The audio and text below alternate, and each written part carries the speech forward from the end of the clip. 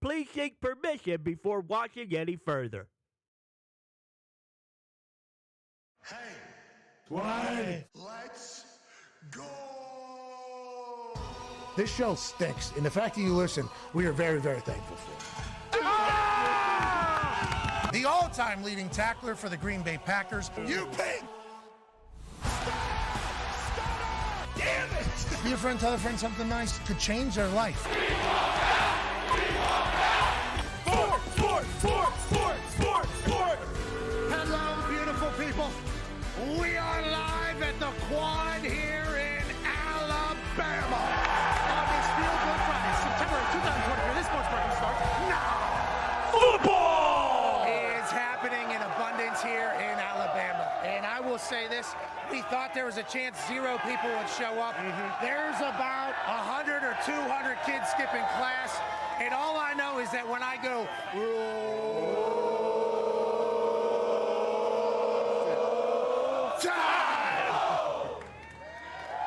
kids are acting pretty sweet. Oh, yeah. Love it. It is an honor to be here. Obviously, we have an NFL game, an actual one to react to from last night when the brand new Lions became the only undefeated team in the NFL as they stormed into Kansas City and beat the Chiefs last night. Now, the Chiefs had no Travis Kelce, the number 1 weapon on offense, no Chris Jones, the number 1 defensor.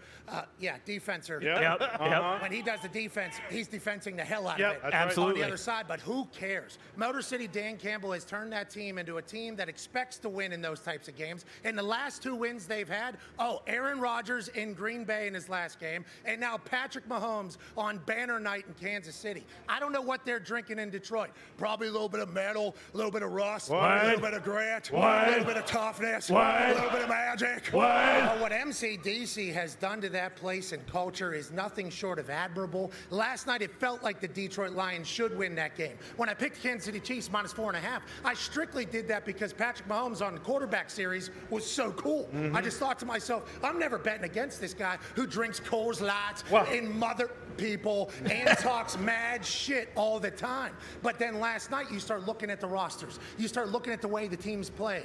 The Detroit Lions beating the Chiefs last night was not an anomaly. It was not a miracle. This is the brand new Lions, and we're in a brand new NFL season, and we are so incredibly thankful that you are joining us here on this beautiful Friday. I'm here with a great crew of people. Obviously, the Toxic Table is here at Boston Connor and at Ty Schmidt. Hell yeah. Go. One half of the Hammer Dahn.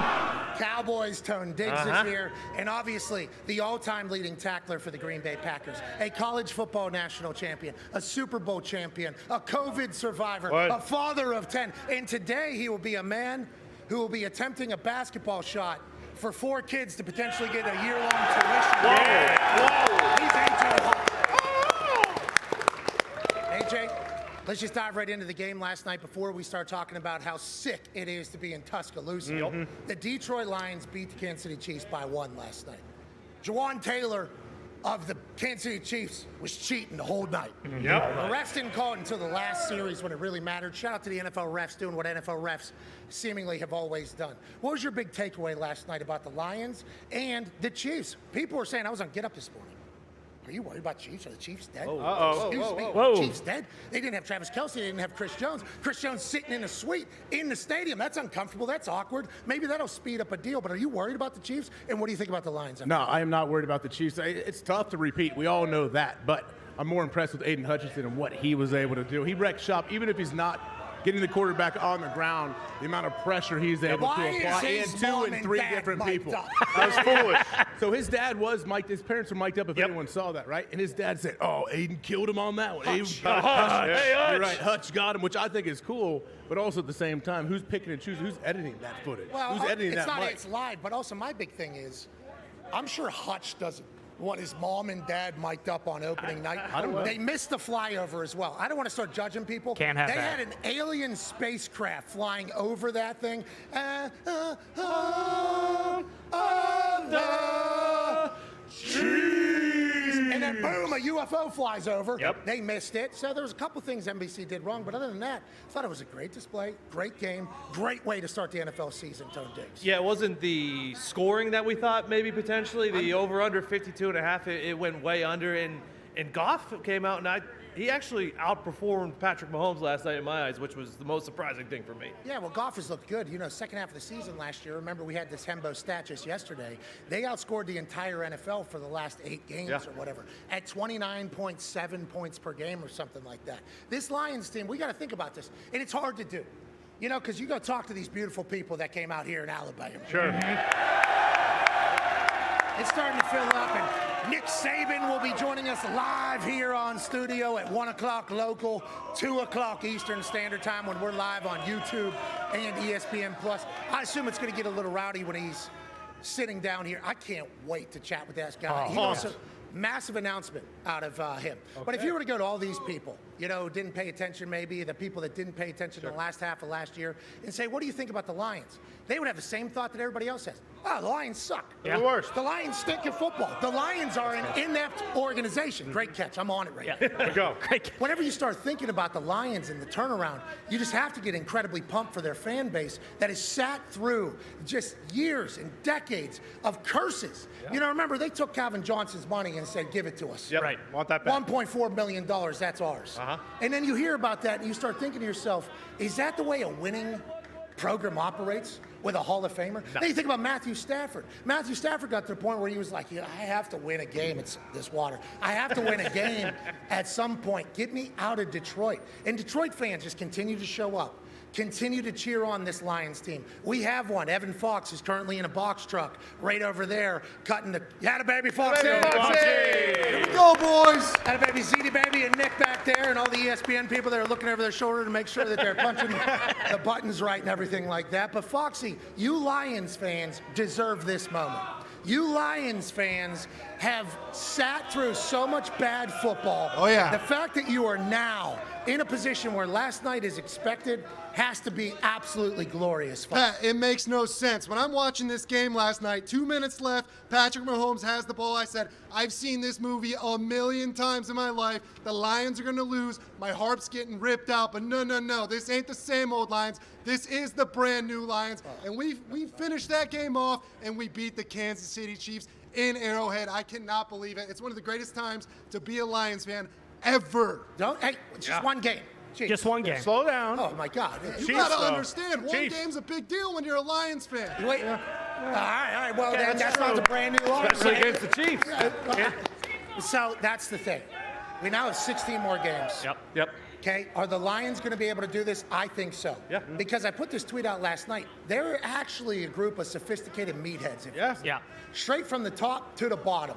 Motor City Dan Campbell and what he's put in there is a toughness. I think a moxie, too. They run a fake punt on their own 17-yard line on opening night. Foxy called it in the morning. I'm like, Foxy, bad teams have to do desperate things. Yes. Yep. The Lions are a good team. Finally. They're not going to have to do desperate things. He goes, Motor City Dan Campbell's aggressive.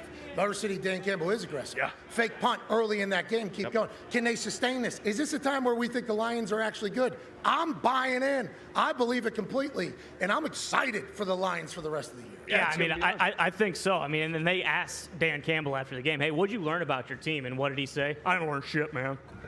This is who we are. We're a resilient, gritty bunch, and we got the guys who can go win. And I think they do. I mean, I think on the flip side, you have to really wonder. I know it's just one game, but even without Kelsey, is this the same Chiefs team as last year? Whoa. Is it? Whoa. Those receivers. I mean, We've done this before. we have. Whoa! We have. Game. It is one right? game, but boy, they did not look good. And typically, you're just, whatever. It doesn't matter who's out there. Mahomes is going to figure it out, and they're going to win. And that wasn't the case last night. To your point, as a Tony, I normally have the worst night, but I was glad last night that a different Tony had a worse night. He kind of stunk last night. Yeah, he's so bad. That's the thing about Kadarius Toney. Whenever he was traded from the Giants to the Kansas City Chiefs, we all said, of course, Andy Reid gets another Tyreek Hill. Toney, coming out of Florida, was actually said, this is the next Tyreek Hill. He ends up at the Giants and ends up not working out. He goes to the Chiefs last year. All of a sudden, he's healthy, and he makes an instant impact on a Super Bowl run, including in the Super Bowl. But some Alabama just screamed it right now. He's a bum. That's what everybody's saying about this guy on the internet. I don't don't agree that. I don't believe that. No. I think he had a terrible night. I think it's going to be a wake-up call. Guys who have a lot of this type of swagger and moxie in my eyes, whenever they have a bad game, normally he deleted his X account already. Yep. He deleted his Instagram. Smart. He had a Super Bowl ring. He was chirping a little bit on social media, Yeah. talking about the Giants fans with his incredible grill. Oh, yeah. So I think this will wake up. I think he's back. Patrick Mahomes said after the game, he said, I have not lost trust. I have not lost faith. He has another game or two like that, though. Old Afro Mohawk Patrick Mahomes is going to be turning that thing elsewhere. Tony knows that. Yes. Tony doesn't yeah, like but to get embarrassed. where else does Patrick have to look? We know they have other weapons, Bell. especially The without Bell Kelsey. goes Yeah. in. Bell Without is Kelsey the in the guy. lineup, though, he needs Kadarius Toney. He absolutely knows that, though. So of course he's going to pump him up. But I think Kadarius is going to be fine. I really think do. so, too. For sure. And Travis Kelce, I don't want to say like, it's tough. It's What are you tough trying to do get this to? all the time. I know I wear a tank top. Yep. Sure. Yeah, sure. I know me, Steve Jobs, Albert Einstein, Right. and Kanye West, who can't ride boats in Venice anymore. No, he can't. If that is Cheeks were out everywhere. One company. We had dropped out of college. Yeah. Okay? So I get that I'm an idiot. But boy, whenever I have a strong sense about something, I think we should think about thinking about it. Okay. Travis Kelce not playing last night was almost the easiest tell of all time. Yep. As soon as we heard about a hyperextension bone bruise on a Tuesday, 2 days before the game, first game of the season, I assume Andy Reid knew that was going to be the case, and Bell did his thing.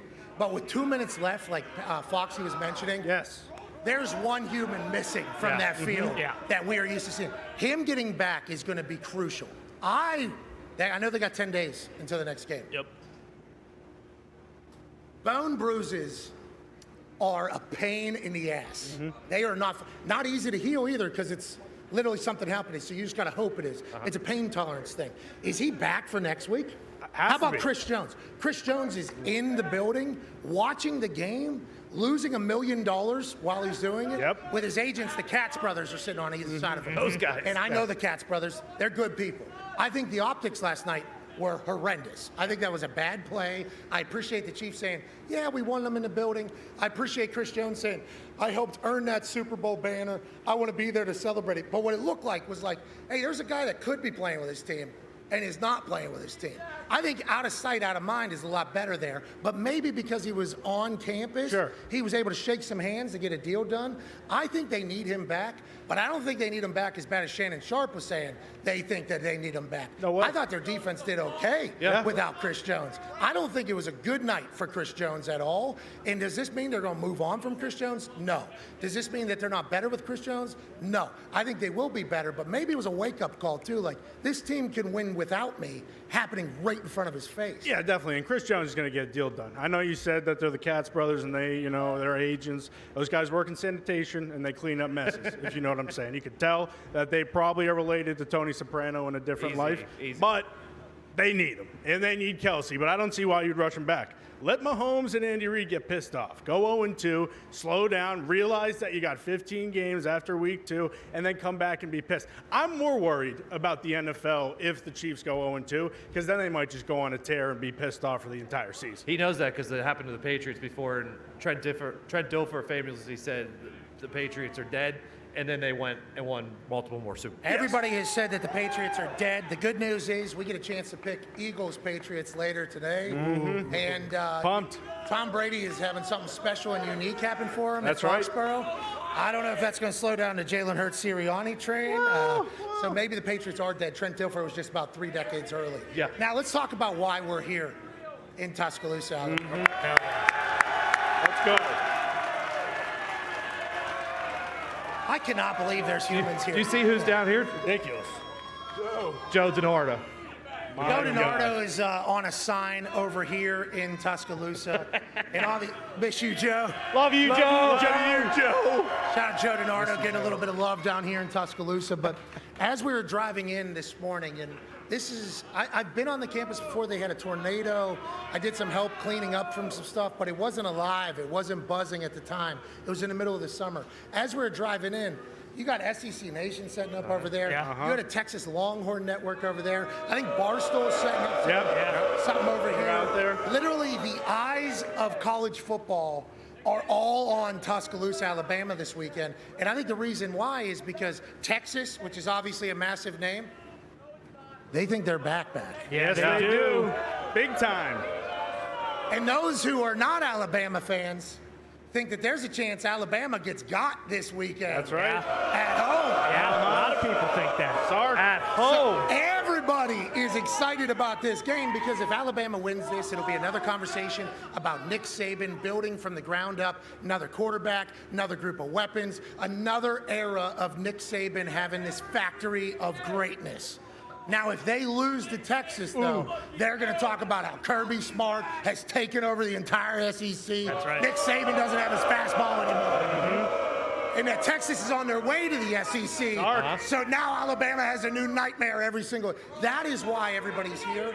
And I want to say the buzz is palpable. Oh, yeah. Big time. On this campus. Yep. And the Alabama fans aren't worried about a damn thing.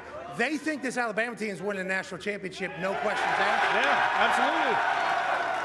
Which they should. And we're going to be on the sidelines calling this entire thing. Yep.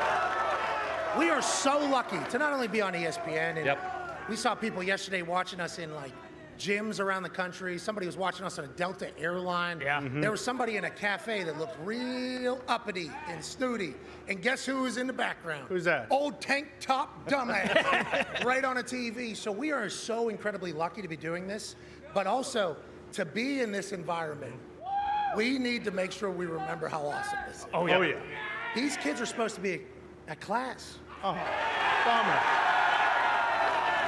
There's a couple teachers actually that canceled classes because numerous members of the class were going to be coming to our show. Yeah, shout out. We are the dumbest group, and we're so thankful. Let's move on to some other conversations, shall we?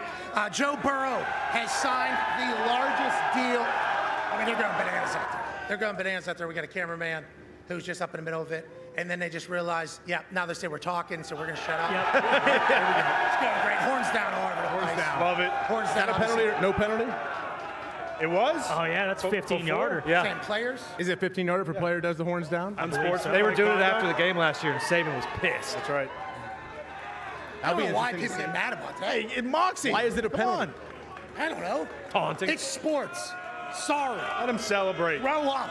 You know, that's a whole conversation. But let's talk about the NFL. Joey Burrow has signed the biggest contract in the history of the NFL. Joey Burrow of the Cincinnati Bengals has been nothing short of phenomenal. Whenever he got a chance to start for LSU and they go on that magical run where he puts together the greatest college football season that college football has ever seen.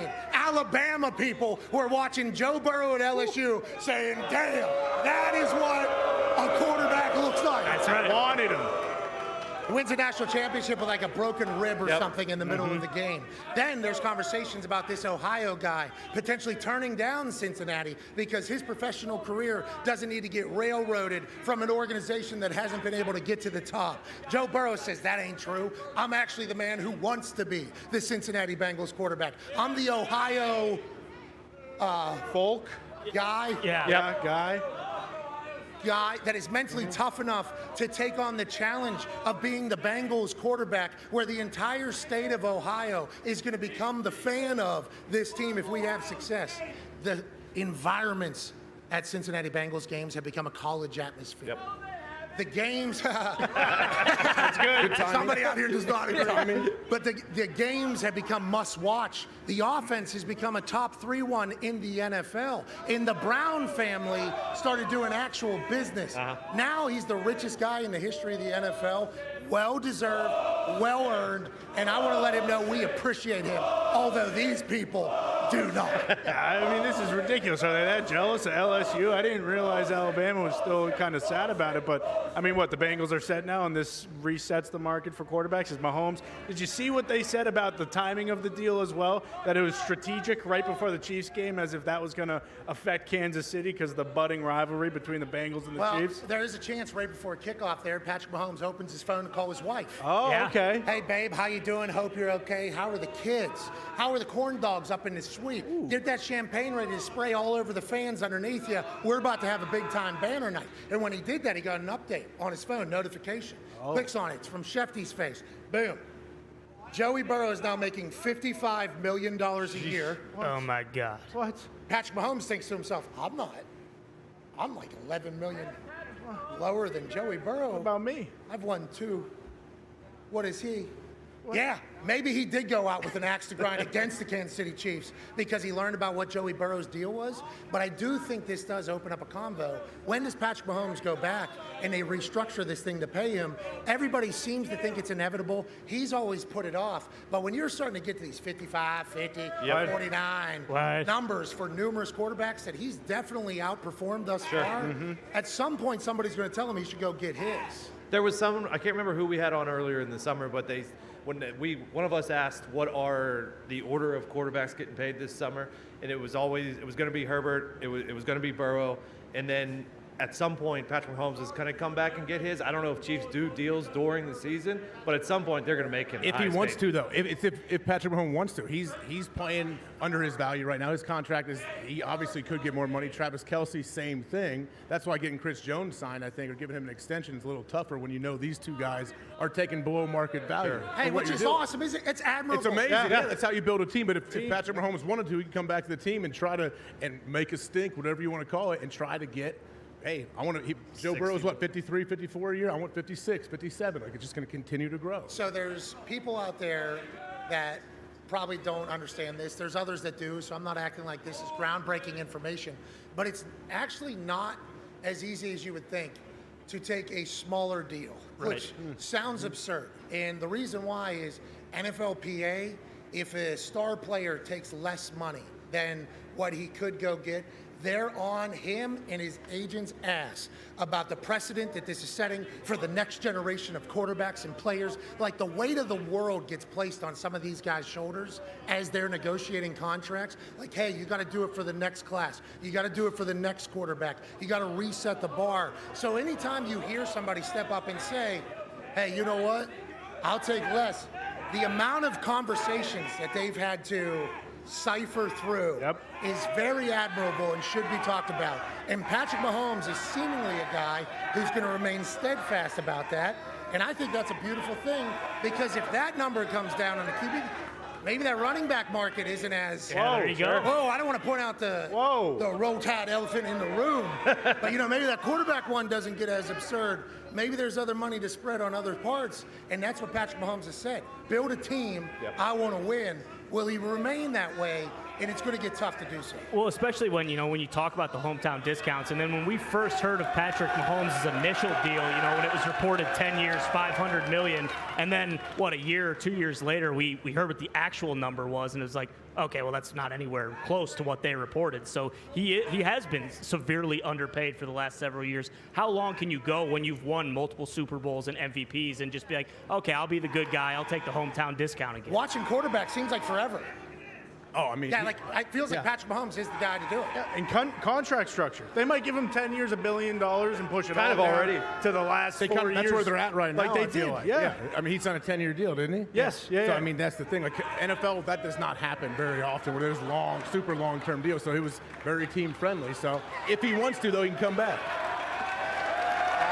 People getting really creative with the signs out here. Yeah. I was waiting for one of those to pop up. Really creative with the signs, obviously.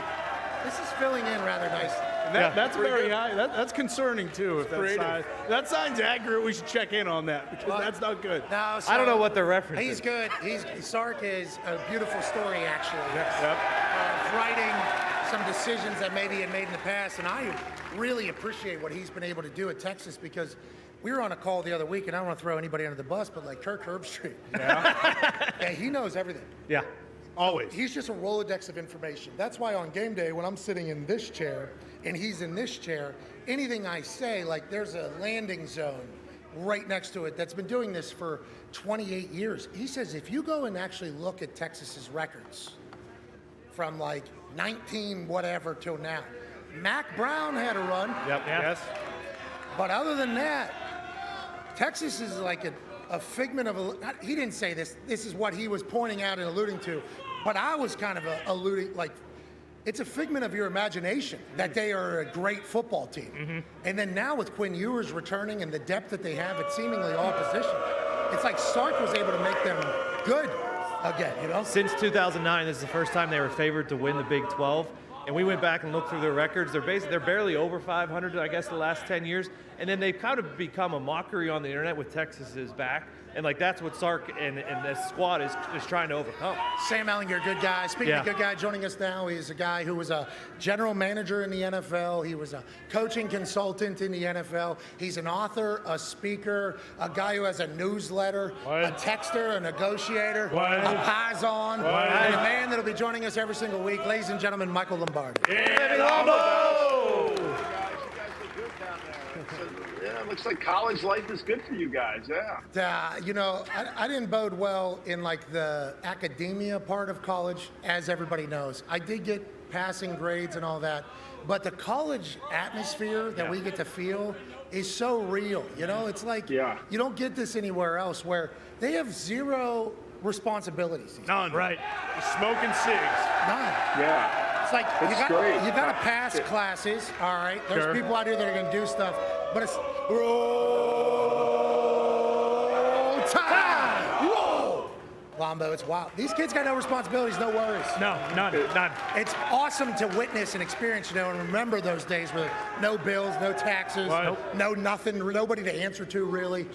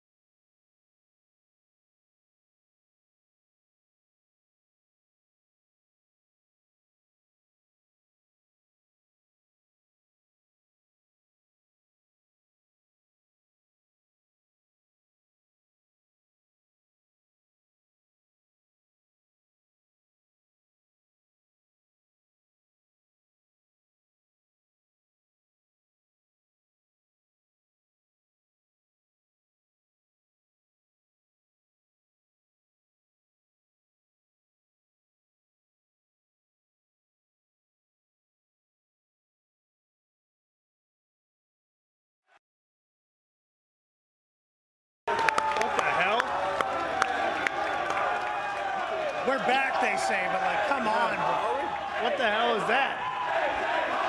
AJ Hawk! AJ Hawk! AJ Hawk! COVID survivors. Give him the horns down, Hawk. Anyways, welcome back to the show. All right. We got to cover the game. He's obviously a non-biased journalist, but getting a good pop. And there's an AJ Hawk Green Bay Packers jersey, I do believe, out there. We're back. Okay, great to be here. Michael Lombardi's joining us. So let me go through everything I just said. Okay, it was a lot, but nobody heard it but the beautiful people here in Tuscaloosa and you. So last night, what the Detroit Lions were able to accomplish doesn't seem like a miracle in a lot of people's eyes at this stage, because the Detroit Lions have been able to flip their culture completely behind the scenes. Last half of the season last year, the Detroit Lions outscored everybody in the NFL, 29.7 points per game. That's number one in the league. Last night, Jared Goff outperformed Patrick Mahomes, who had some drops. Is this what we should expect from the Motor City Dan Campbell Lions every single week? And how do you think they went about doing it so quickly up there?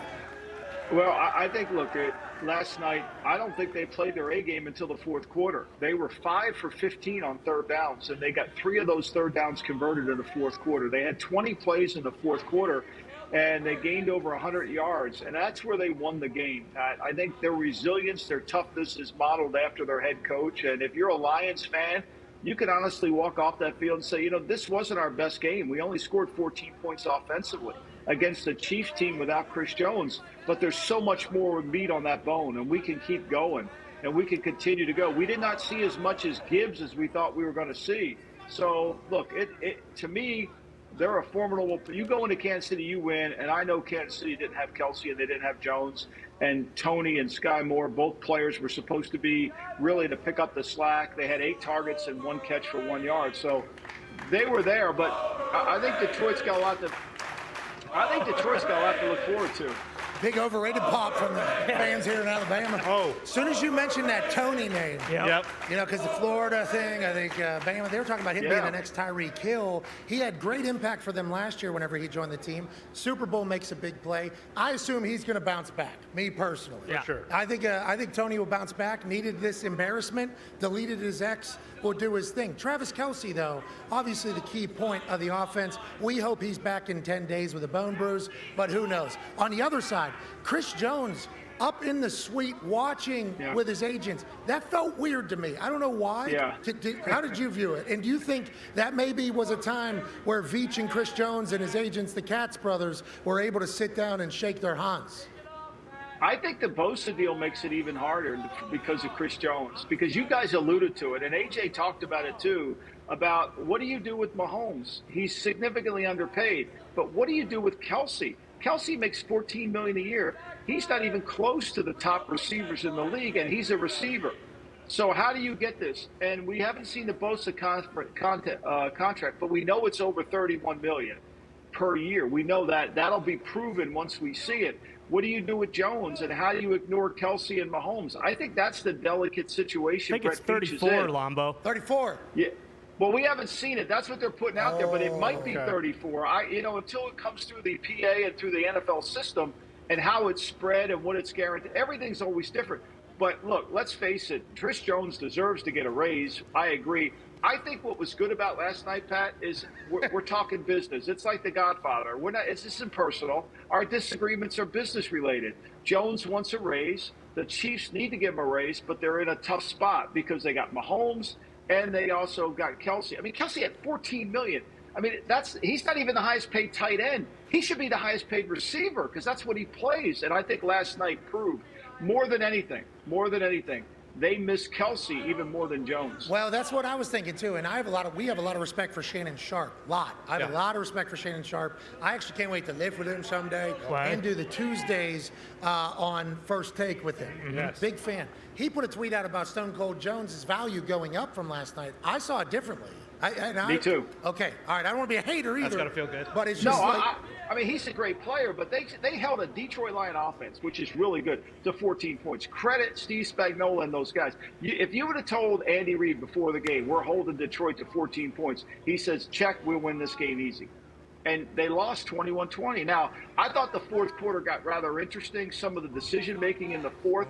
When Andy Reid kicked that field goal, and I'm a big field goal kick guy, but he's up 17-14, 6 points in the fourth, going up 6 in the fourth quarter, to me is like, doesn't do you a lot of good. You got to get that touchdown there because being up 6, you're always on the seesaw. It's like checking into the presidential suite of a hotel at 10 o'clock at night and you got to check out at 7 in the morning. You can't enjoy it. What's the purpose? This bed could be in any room. I agree. Yeah. Actually, you've done that one time. It was so mad, so expensive. Should have just slept on a couch.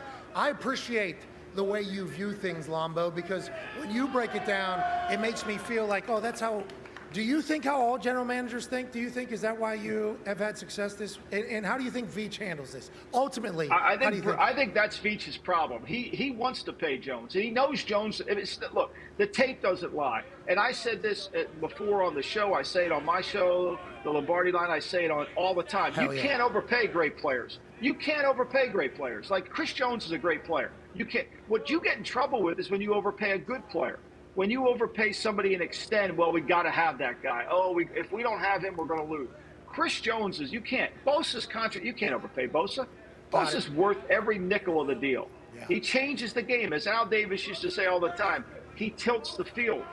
Guys that tilt the field, you got no problem playing. You got no problem paying Joe Burrow. We talked about this on Tuesday. We knew Mike Brown. As Mike Brown is accused of being stingy and cheap, he was going to pay Burrow. There was never a doubt about that. I thought it was ironic he did it on his father's birthday. You think that's on purpose, right? I think so. I really do. Mike Brown's a historian of the game. He understands it, and I think and his father, I wrote about him, his father doesn't get enough credit for his impact on the game. I think he did it on his dad's birthday. I wonder if, like, Joey Burrow's side was like, we're done here, right? Brown's like, nah. Hold on. Got a week and a half. So, yeah, you need to change this wording over here. Okay, Dad's birthday. Yep, deal. We're good? Sign it. Shake hands. Okay. Let's go ahead and announce this thing. Joey's handled this perfectly, I think, the entire time as well. I assume he was kind of being informed where the number potentially was. And he's like, oh, okay, it's Ohio. We're in a good spot. Congrats to him. He's earned it. And congrats to the Bengals doing business to find the money to pay Joey Burrow, because they're going to have to do it again to Jamar Chase. They're going to have to do it again and again to keep it going. But I think they're in the right spot. AJ's got a question for you, Lombo. Yeah. Lombo, speaking of tilting the field, Aiden Hutchinson and that Detroit Lions defense last night obviously played very well in prime time. What do you think of them moving forward? And do you see this to be a consistent thing for the defense this year? You know, I think they're gotten better on defense. Those guys inside have really improved. They're physical. They're tough. I mean, look, they moved Hutchinson inside over that 3 technique because I don't know what game those referees were watching, but Taylor lined up in the backfield. I mean, I've never seen a guy line up in the backfield like that, right? And he could have been called for, and they kept penetrating the A-gaps. I mean, Mahomes got pressured more than you think. And when they kept Mahomes in the pocket, that's when they really excelled. The good part for Detroit is, AJ, is their secondary held up. I mean, look, the Chiefs receivers are not great, but their secondary held up. I think that defense, if they could just be middle of the pack, right, and win situations like they did on 3rd down in the game, they're going to be okay. Tone. Lombo, a lot of people were saying this is the game of the weekend. Obviously, Bosa just got paid. TJ Watt's been paid. They got quarterbacks who are on smaller contracts. What do you think of the Niners and Steelers game this weekend? You know, I've been on the Steelers now. This whole notion about the Steelers preseason is a joke, right? The Steelers have been good since they lost to Cincinnati last year, 37-30. They stubbed their toe against Baltimore because Pickett got hurt and Trubisky came in and threw red zone turnovers. But I think Pittsburgh's ready to go. I think they're physical. I think the challenge is going to be how they handle the positionless offense of the 49ers, because that's the challenge, right? That's new football. McCaffrey's a receiver. No, he's a running back. Debo's a receiver. No, he's a running back. And I think how do you match with that? It's going to be interesting. I think it'll be a great game. I have always liked the Steelers and the points. I think a lot of people have taken it. The line keeps moving towards down. And anytime you get a home team with points, I think you got to take it. Okay, so I just saw a stat the other day from Hembo on Get Up. Pickett to Pickens had the highest QBR of any quarterback wide receiver pairing of all of the 2022 season. I think it was like 97.6 or something like that, if my brain is still dialed in. We're assuming that Pickens is going to be a guy this year, right, Lomba? He's about to be top 5 wide receiver in the NFL this year? I think he's going to take it. I've told everybody in fantasy to jump. He's going to take a giant step up. Look, they're good. I mean, the problem with Pittsburgh's offense is it's not flashy. It's not sexy. Nobody, Harris. Tone, that's Tone. This guy's problem. That's this guy's fault. Yeah. That's Pittsburgh. I think they're effective. And Dan Moore, the left tackle, has played well this summer.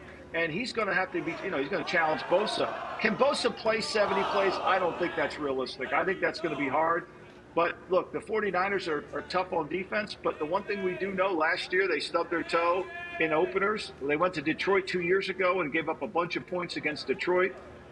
They usually come together later. I like Pittsburgh in the game. I really do. Go ahead, Ty. Lombo, another interesting line this weekend. The Bears, I think, opened. Ty, look how cool you look, dude. 4.5. Ty, look how cool you look. Everybody, Ty, Yeah. Kevin Spacey. Yo, you look so good, doesn't he? Whoa! Easy.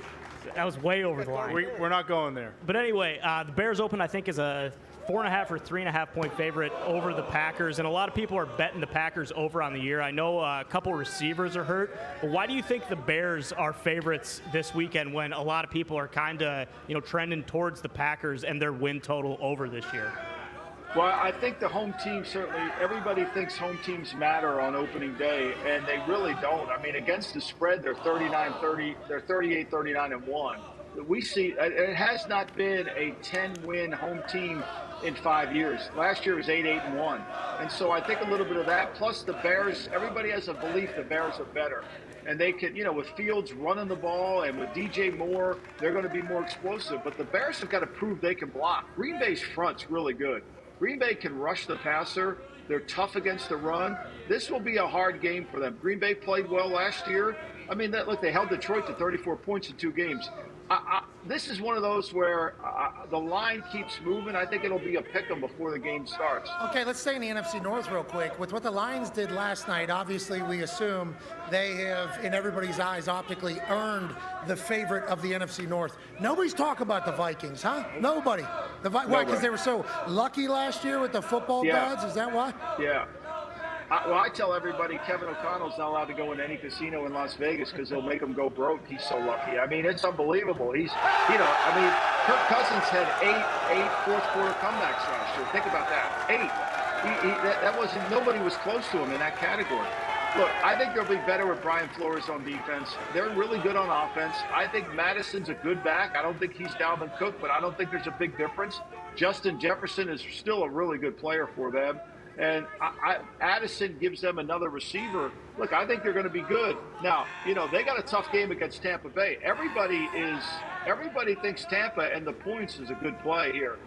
I don't know how well Tampa will be offensively, but defensively, Tampa will be a tough team. Doug Conman, last question for you, Lombo. Lombo, obviously the Burrow contract just got done. We were talking about the possibility of what Mahomes might get. Is that going to happen soon? And then with Bosa getting done, is that going to help Stone Cold, Chris Jones, and the Katz brothers who are from the Jersey Boardwalk, it seems?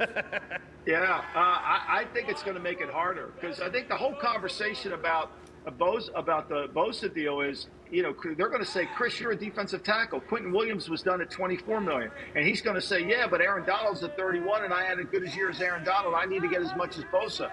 I think that created more conflict in the negotiation. I would think they'd get it done, but they're going to have to go to – if I were the GM of the Chiefs, I'm going to Kelsey and saying, look, man, I got to take care of you. I'm going to throw you some bones here. You need some more skin. You have been the most selfless player in the NFL. It's remarkable. And also, you got to do something with Mahomes. I mean, you're going to have to figure this out. Yeah, I think there's a lot of things to figure out. Yeah, I'd say. But if it was announced that Chris Jones's deal takes place and at the same time Travis Kelce gets a raise, two of your guys get a raise at the same time, that feels like that's good mojo towards the football gods. Yeah, for sure. But that sets a precedent, right? That sets a precedent, and now that's like kind of how everything goes. That's why Veach is hesitant to do the deal, or why do you think it is such a...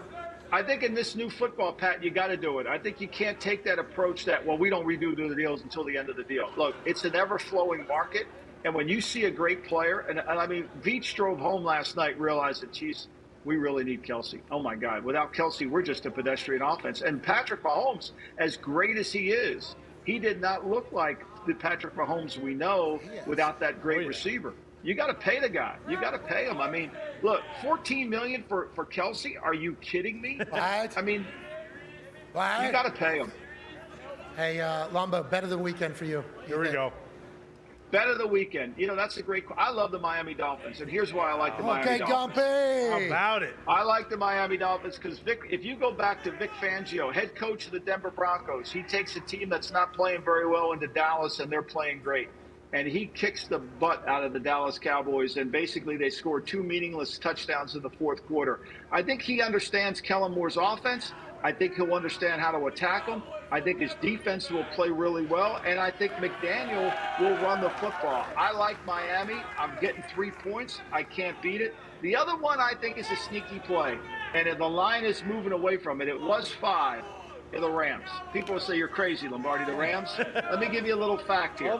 The Rams last year, they played John Wolford and they played Baker Mayfield against Seattle. In those 2 games, their defense turned over Seattle. Geno Smith, he only had 11 interceptions. They turned him over 5 times on interceptions in those 2 games. Plus, they had the combined total of the scores was 7 points. It's usually a close game when they play, and I think Stafford will play well. All right, Rams and Dolphins is who Lombo likes. We'll keep an eye on how your season starts. We appreciate you starting the season with us, guys. brother. You got it, ladies and gentlemen. Michael Lombardi. There's some stuff going on out here while that conversation was taking place.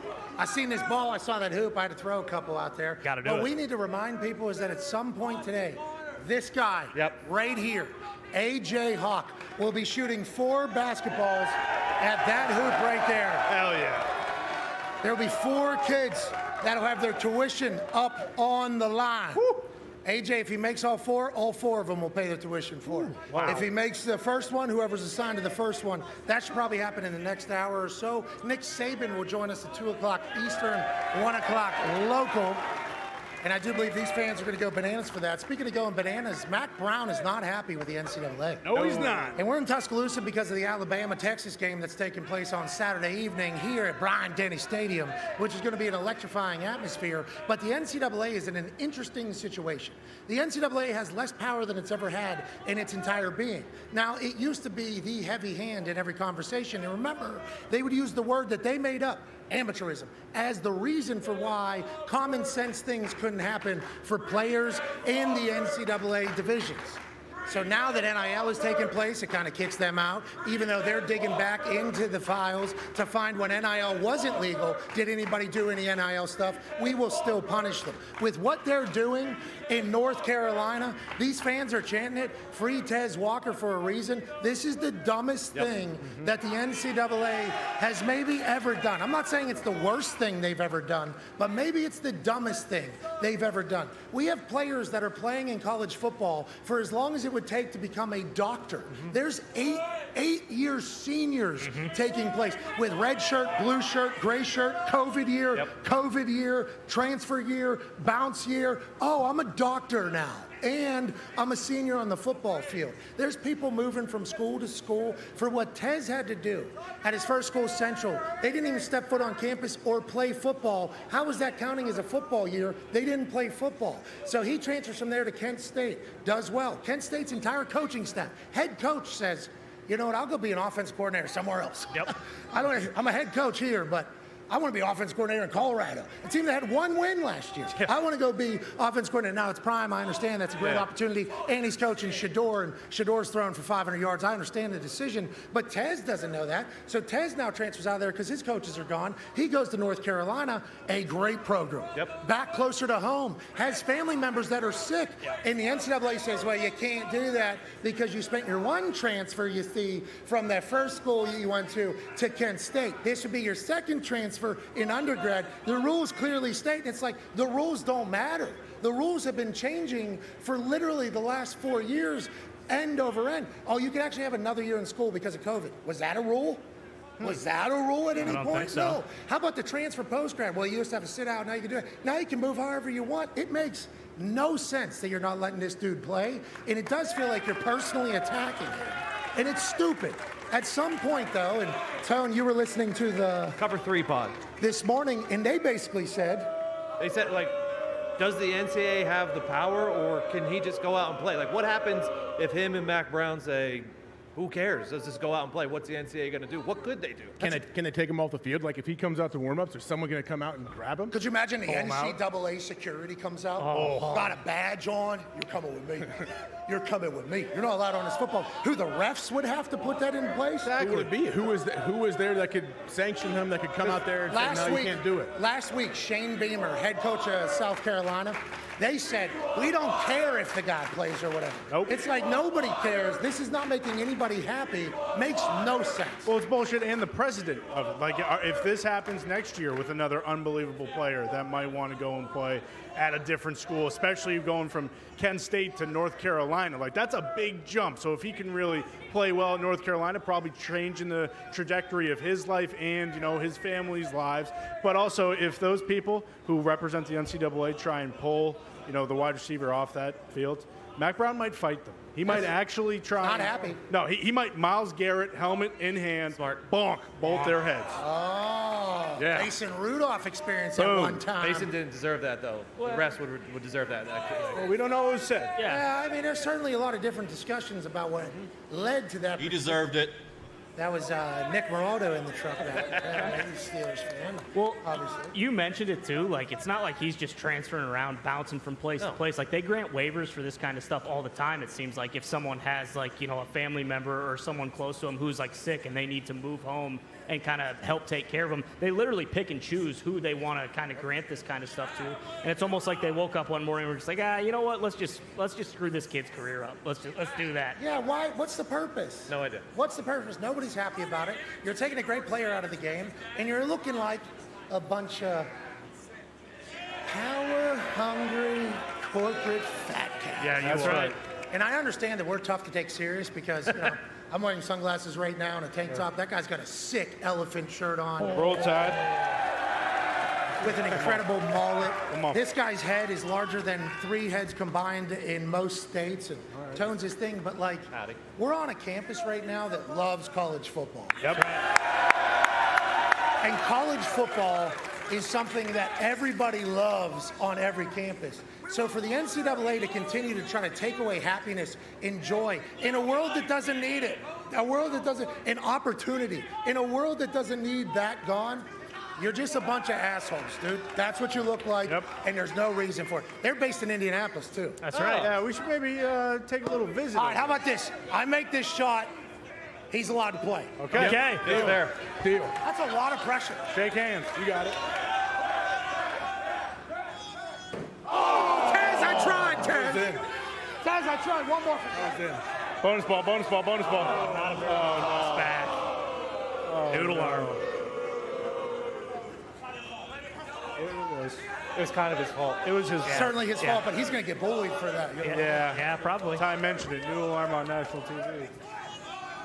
All right, he's not playing. Yeah, it's not meant to be. So like the universe just said, now you know the NCAA. Yeah. Once they take a stand, they're gonna take a stand. Now, this weekend, the New England Patriots will be honoring Tom Brady. Hell yeah. And I think that is a beautiful thing because as Bob Kraft said, the Patriots fans weren't able to say goodbye. Good point. And if you remember why, it was because old Johnny Foxborough was getting run out of town at that time. And the big conversation was Tom Brady hates Bill Belichick and Bill Belichick hates Tom Brady. Now, there was a lot of people that were saying that. There's people that going outside the organization to get sources inside the organization to say, yeah, that's true. Since then, Tom and Bill both have come out and said that's not true at all. The way we handle our business, how we handle our business, we get along, we appreciate and respect each other. But with how it was being portrayed publicly, everybody had to take a side. Boston Connor said, I hope Tom Brady is never happy again in his entire life. I did say that. Tom Brady brought this guy 6 parades, 6 of the greatest days of his life. By far. He immediately changed and said, I'm on Team Belichick because Belichick will never leave us. Yep. That was not the case behind closed doors, but publicly it was. And it made everybody kind of, especially with massholes, the way they act, Yes. just shoo Tom down to South Florida. Yeah, get out. And say, not South Florida, but down to Florida. Now you guys get a chance to say thank you. What do you think it'll be like this weekend, and do you appreciate this happening the way it's happening? Yeah, I think it's awesome because Bob Kraft nailed it. There really wasn't a goodbye for Patriots fans. It was the complete opposite. Yeah, it was one of those things where you go into the offseason, okay, Good Tom will re-sign, we'll have a great year next year, and then all of a sudden he's posting the photo of the black and white. Is he walking into Foxborough? Is he walking out of Foxborough? When he was in the tunnel, turns out that was a Hulu commercial. Thanks, Tom. But it really, when you look at the whole thing, it's always going to be different because they won a Super Bowl or because Tom won a Super Bowl in Tampa. It's not tainted by any means, and I do love Tom Brady again, and it took me a long time to get there because, boy, I hated his guts. You mentioned it. I did genuinely never want him to smile for the rest of his life after he left the Patriots, and it was a massive bummer, but you can't just discredit everything he did do for New England. The whole entire reason the New England region, Boston, the Revolution region, if you will, is the way they are. You could argue because of Tom Brady and Bill Belichick and the success they had for 20 years. So I love it. I think it's going to be special. I think it's going to be, one of those moments that you look back and say, man, I'm glad that we got that. 20 of his family members going. I don't know if that includes Giselle or not. I do. I'm assuming. I don't see the point. Maybe if that I don't jiu-jitsu know. guy It's comes a out. family event. Well, if she gets a Sometimes +1. everyone comes Yeah, together. if the jiu-jitsu instructor comes. Yeah. We that's a don't good know. question. It's a unique way. I was thinking maybe they hang a banner of that picture that he posted this year with his junk out on the yacht. Yes. Yeah, they're they're chanting. saying water. Can we get these guys some water? Yeah, that's what they're saying. Some water in here. I think we got a cases. hose? I think we got. Hey, I will let you know. I definitely purchased cases of water for this exact. Yeah, I thought we walked by him. Yeah, I see Foss. Sorry, DoorDash. Gas is getting after it as we Just speak. knock them out there. Yeah, for sure. Yeah, we'll throw them out. Yeah. Hell yeah. Throw them out there. Hey, it is hot as hell. It's coming. is. Yeah, It it's coming around the corner here. This is Fosso. Yeah. Mike Foss, Senior Vice President at ESPN. Wow. Handing out waters. Whoa. Handing out water. And a baby Fosso! Also known as gas money. Foss, fossil fuel. Fossil fuel. Leads the game. Everybody Foss. Michael Fossbender. Those tats right there. Those tats. That jockness. Senior vice president at ESPN. Doesn't mess around. No job too small. Nope. But that's what I'm talking about. People, you know, and I'm not, there's a lot of people from ESPN that are listening to this, obviously, now. Sure. Maybe. ESPN had a reputation, I think, for a while. A lot of sports fans, not all obviously, but a lot of sports fans felt like ESPN potentially didn't appreciate their fanhood anymore.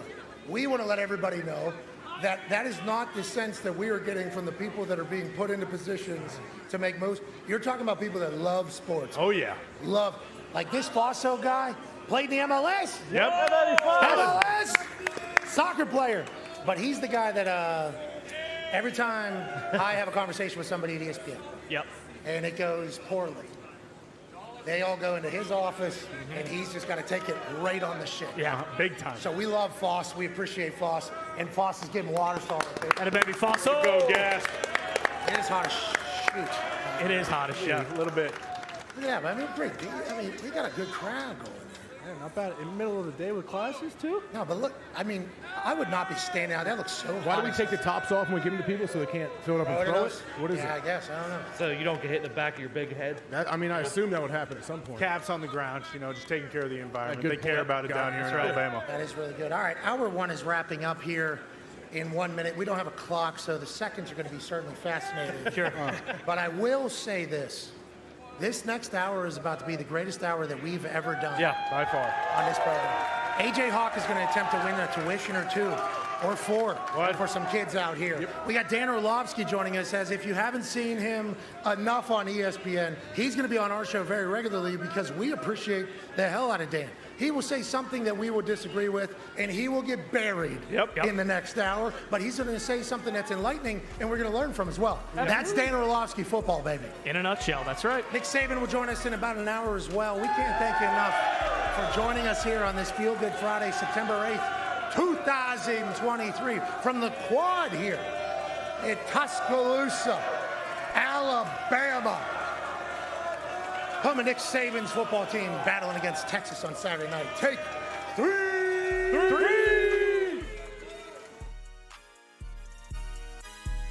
We're massive fans of yours, and obviously we haven't got a chance to chat with you since that mustache has become a thing. How has that not been your look forever? It looks right at home there. You look good. It's a missed opportunity, but I'm trying to make up for it now. Do you feel like a better coach with that mustache, or anything changed? Yeah, I feel like, better at everything. When you walk in places, I mean, it's just like the doors get open for you. They're going to come right to you at the bar. You get the first table. Something about it. I don't know. People view you different when you walk in there and you're rocking a stash. You a little worried it's going to make you soft? No, if anything, I think it gets your T levels up.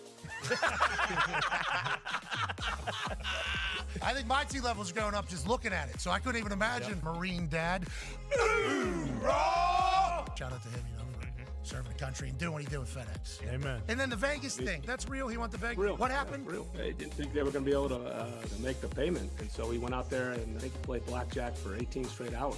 Won over $30,000. His whole thing was like, hey, look, nothing to lose, really. That was kind of the mentality. That's the way he told it to me. True story, though. And then saves FedEx. Yep. And then obviously now a Goliath. What a fucking dog, dude. Shout out to all the coaches committing their entire fucking lives so that we can get good football on Sundays, Mondays, Thursdays, Saturdays, in America, Mexico, Canada, England, Germany. How do you feel about all of this? Best thing anybody wants to watch live now. Look, if you don't want to do that, then don't sign the contract. Where the money's going in the game, it's growing. When things change, you may give your opinion, but once the rules are made and that's what it is, if you don't like it, then don't do it. I just think you waste your time. Like, we're going over to London again this year. We did it 2 years ago. It was awesome. I'm just trying to figure out, I'm still wondering what your record has to be to get knighted. It's what, if you play in London, I think the winning coach should be knighted, So I've got that joke fell real flat over in 2021. Arthur is a knight's name, too. Yeah. Oh, King Arthur. You have to call me Sir Arthur. Sorry, not King. It's so obnoxious. Somebody puts you at a dinner, it has to say sir in front of it. Like Sir Pat McAfee. Yeah. No, obnoxious. Yes, but I'm not going to win a game over there. You might be Sir not. Coach Arthur Smith. Yes. You know what I mean? That might be your name soon. Well, I'm going to try. I don't know. I don't know if serious they'll take me when I ask it again. How do you feel being one of those last few teams that really do just physically beat the other opponent into a pulp and just kind of really take advantage in those third and fourth quarters after you've already worn down the team? Bijan and CP they're great all-around football players, and we've got a lot of young skill guys with unique skill sets with Kyle and Drake and Jonnu, Matt Collins. I mean, we've got a diverse group of offensive weapons. We can attack in a lot of different ways. It's not just traditional rushing attack. Dez is another guy that can extend plays with his legs. I think when you watch us, we've got a lot of guys that are going to be fun to watch, and the way we'll deploy them is going to be unique compared to everybody else. I never wanted to be boring. I mean, that's the thing. We need to win games, but we've also got a lot of fun guys to watch play. And the offensive line as well. Those guys play with a certain mentality. Appreciate you talking about all the weapons you have. Pretty big fucking brain behind that mustache, too, pal.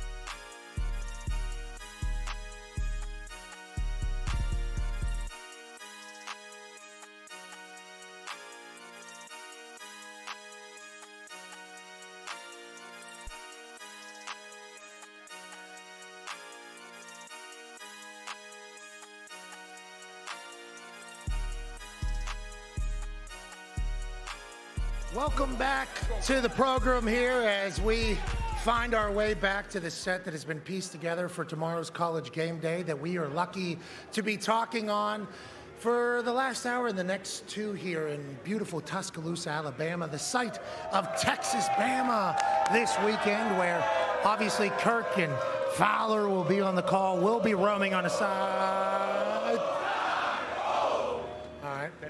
Love that. Love that. We'll be on the sideline calling the game on ESPN2. That should be an absolute blast. What we've been learning about these teams is we got some good football teams coming. Oh, yeah. Hell yeah. And also the environment is going to be crazy. There's a little pettiness taking place, too, if you've been keeping up on the internet.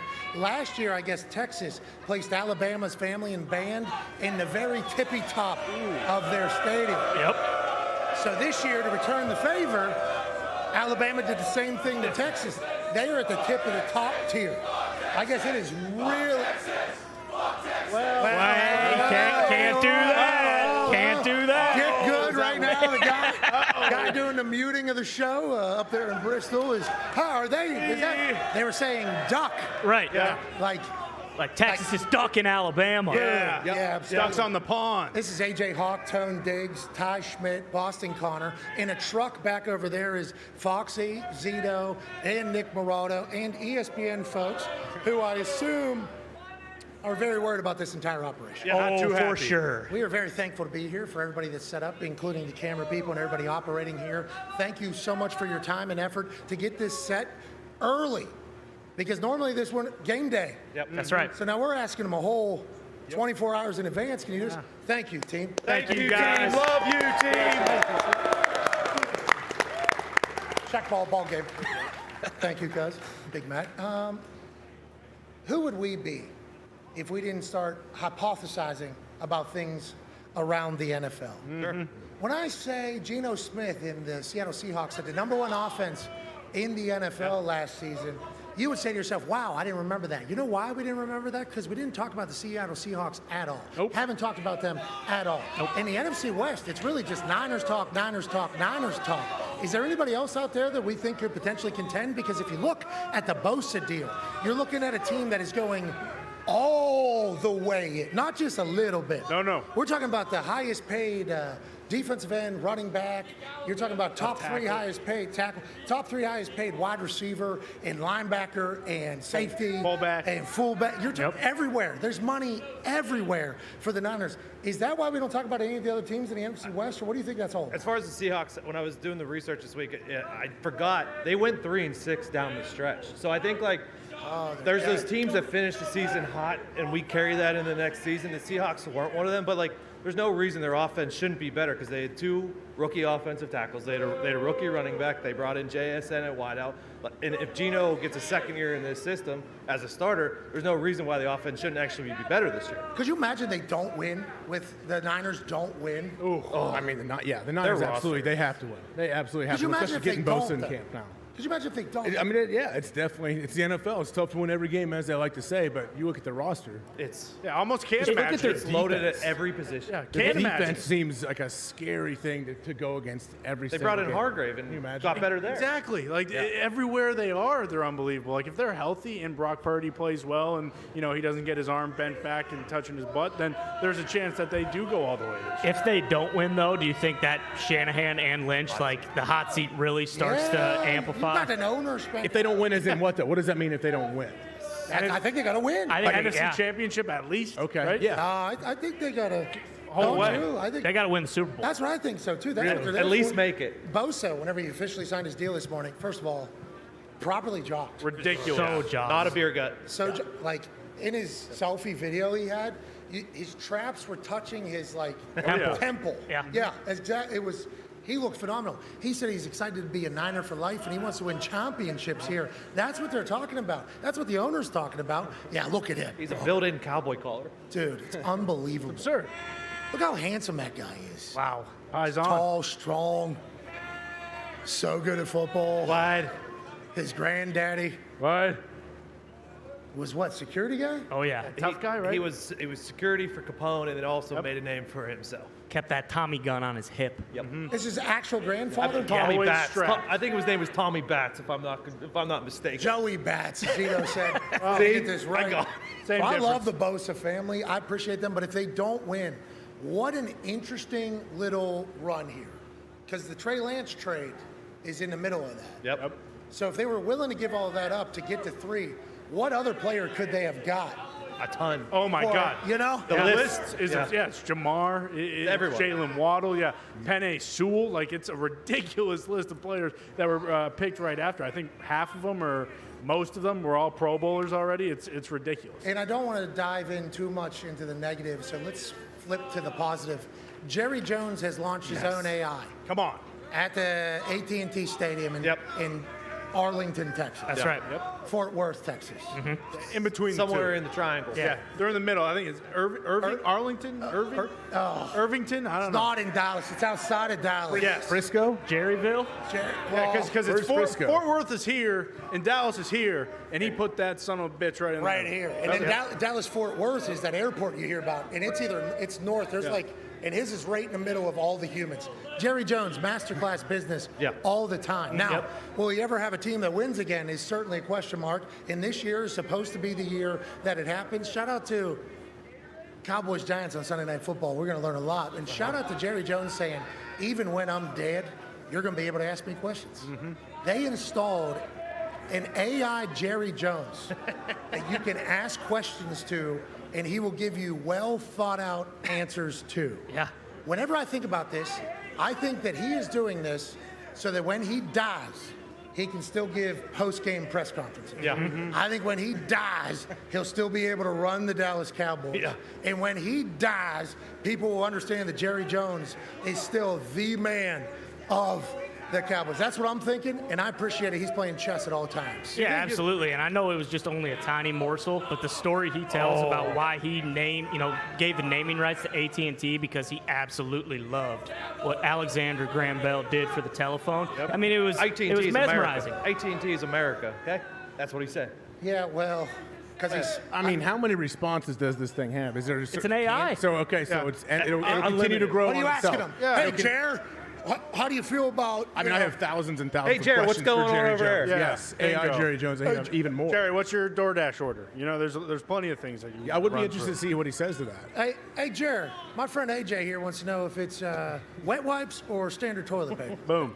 Beautiful question. Yeah. No, he's got bidet. He's got those fancy toilets that are $10,000 yes. For sure. in his yacht. He takes a shower, he said. Yeah, he probably did that really though, so Stephen Jones can ask him questions once he is dead and gone. Yeah. Like, Dad, what the hell do I do about this? Right? Yeah, he's still a mentor. That's a good question. Can you ask football questions to AI Jerry once he's gone? Like Kendall Roy wishes he had that. Yeah, That could be a weapon. Yeah, should we pay Micah Parsons again? Like, that's probably what he's going to be reaching out to his dad. What is Jerry's still going to be alive then. What do you even? I hope. Hey, look. Jesus, don't put the guy on the ground already. I hope he's healthy forever. Let's go to another team, a team that was originally proposed to be the America's team. And people forget about this, that at one point, the NFL went to Rooney, the founder of the Pittsburgh Steelers, and said, hey, your team is beloved seemingly by everybody. We're trying to make a marketing push. Do you want to be known as America's team, the Pittsburgh Steelers? And old Rooney Sr. said, nah, we're Pittsburgh's team. We are not America's team. And then all of a sudden that got pitched to the Dallas Cowboys, and the Dallas Cowboys became America's team. And Jerry Jones was certainly the right owner to go ahead and get that in his back pocket and run with it. But the Pittsburgh Steelers are doing something different this year than they've done through their entire history of being Pittsburgh. They roped off the logo in the middle of the locker room. Don't walk on that logo. Tone, why was this happening to begin with? People were coming in and just going, here's the Steelers logo. That's a really good question, but the great Minka Fitzpatrick put an end to that, baby. Alabama great. He knows leadership, and there is a vibe in that locker room and a vibe in that city that hasn't been there in quite a time there, and it is exciting to be a Steelers fan. There's a couple Steelers fans here. There's the work that Minka Fitzpatrick did. Put those have a name, and the name was in the tweet. Stanchions. There it is. What is it? Stanchions. STANCHIONS. Stanchions. Airport line Never heard of stanchion. That Stanchions is the VIP at the club. Okay. It is the red carpet. It is the movie airport, theater. Movie theater. Okay. Stanchions. That's right. Hell yeah, learned that just yesterday. But Minka Fitzpatrick doing that makes me feel like these Steelers are proud to be Pittsburgh Steelers. And they got talent. It's going to be a problem. Yeah, of course they have a lot of pride. Minka's amazing, but I want to know why. Like, Jeez. why is he just doing this now? Have people been stomping all over that logo for a long time, Diggs? I don't know how long they've been doing it, but the story was he was tired of seeing footprints all over the logo, so he decided to put an end to it. I get it, but some people can take it a little over the top as well. What do you mean? That's leadership. You got to tiptoe around your whole locker room and crawl on the ceiling because you can't step on a dumb logo. What do you that think takes they have up some That is the most iconic logo in sports, first and foremost. A dumb logo. And you guys done? I'm not talking about the Steelers personally. I'm talking about other places. did. Sometimes they'll have a logo the size of this whole stage. Okay, did. you can't walk anywhere, guys. It's not some Mickey Mouse locker room, okay? There's plenty of room to That's what I'm walk saying. around It's the it. Pittsburgh Steelers. They could easily walk around. They don't need stanchions or whatever you call it. Stanchions. Jeez, disrespecting those two now. This guy's Yes, I am. This guy's in 120 degrees, skipping class. Been out here for 3 hours. You see him twirling that terrible towel? Some dumb logo. It's not just a dumb logo. I didn't you say think the that dumb logo. elephant statue that's I said, roaring out front of the University of Alabama? You Some think it's a dumb dumb logo. logo? those players are Some smart dumb enough to logo. not step on the logo. Parker, Are you they? Yes. disrespectful. If you say, hey guys, we're not stepping on the logo anymore, that's all it takes. Yeah, but the media wasn't listening. Yeah, You're boom. right. I think it You was gotta Mark do it for the media. Caboli's feet. Honestly, Yeah. it probably was the media because the media Probably open was. locker rooms. That's a real What are you thing. going to do, spit on the terrible towel? I would tell the media, hey, this is off limits, guys. You got to figure it out. We are getting more information here. It was the media that was stomping their big dumb feet. There you go. All over Caboli. a legendary. Please FaceTime Mark Caboli. Yeah. Let's do it. Find out. It's the first time we're doing this on ESPN. That's right. Here we go. Wait, for those that haven't seen the show, wait until you see who's on the other side of this FaceTime. Never forget him. He is a weapon of mass destruction. Yes. Well, wait. The disrespectful Pittsburgh media stepping on that logo. They That's should know that. surprising. They do know better. But that's not always a thing. Bunch of new school dudes. That's a good shot. Is that Alabama, man? It's getting a little breezy. It is. Oh, is that Alabama man with the Rammer Rammer jammer. jammer. Oh, yeah. Same thing, right? Nacho. I gotta say that macho. Oh, Nacho? Macho. Nacho. Poncho. Poncho. Ponchos. It's Poncho. Poncho's buddy lefties. Valid. Might be Ponches. Think about people watching this show. Yeah. No What the hell idea. is going on? Never watching again either. Definitely not. No All chance. right. Anyways, Mark Caboli did not answer. That's on him. Oh, the elephant's here. Trunky? Oh my God! There's a dumb logo. Go step on him, Hawk. Go ahead. Go kick him in the face.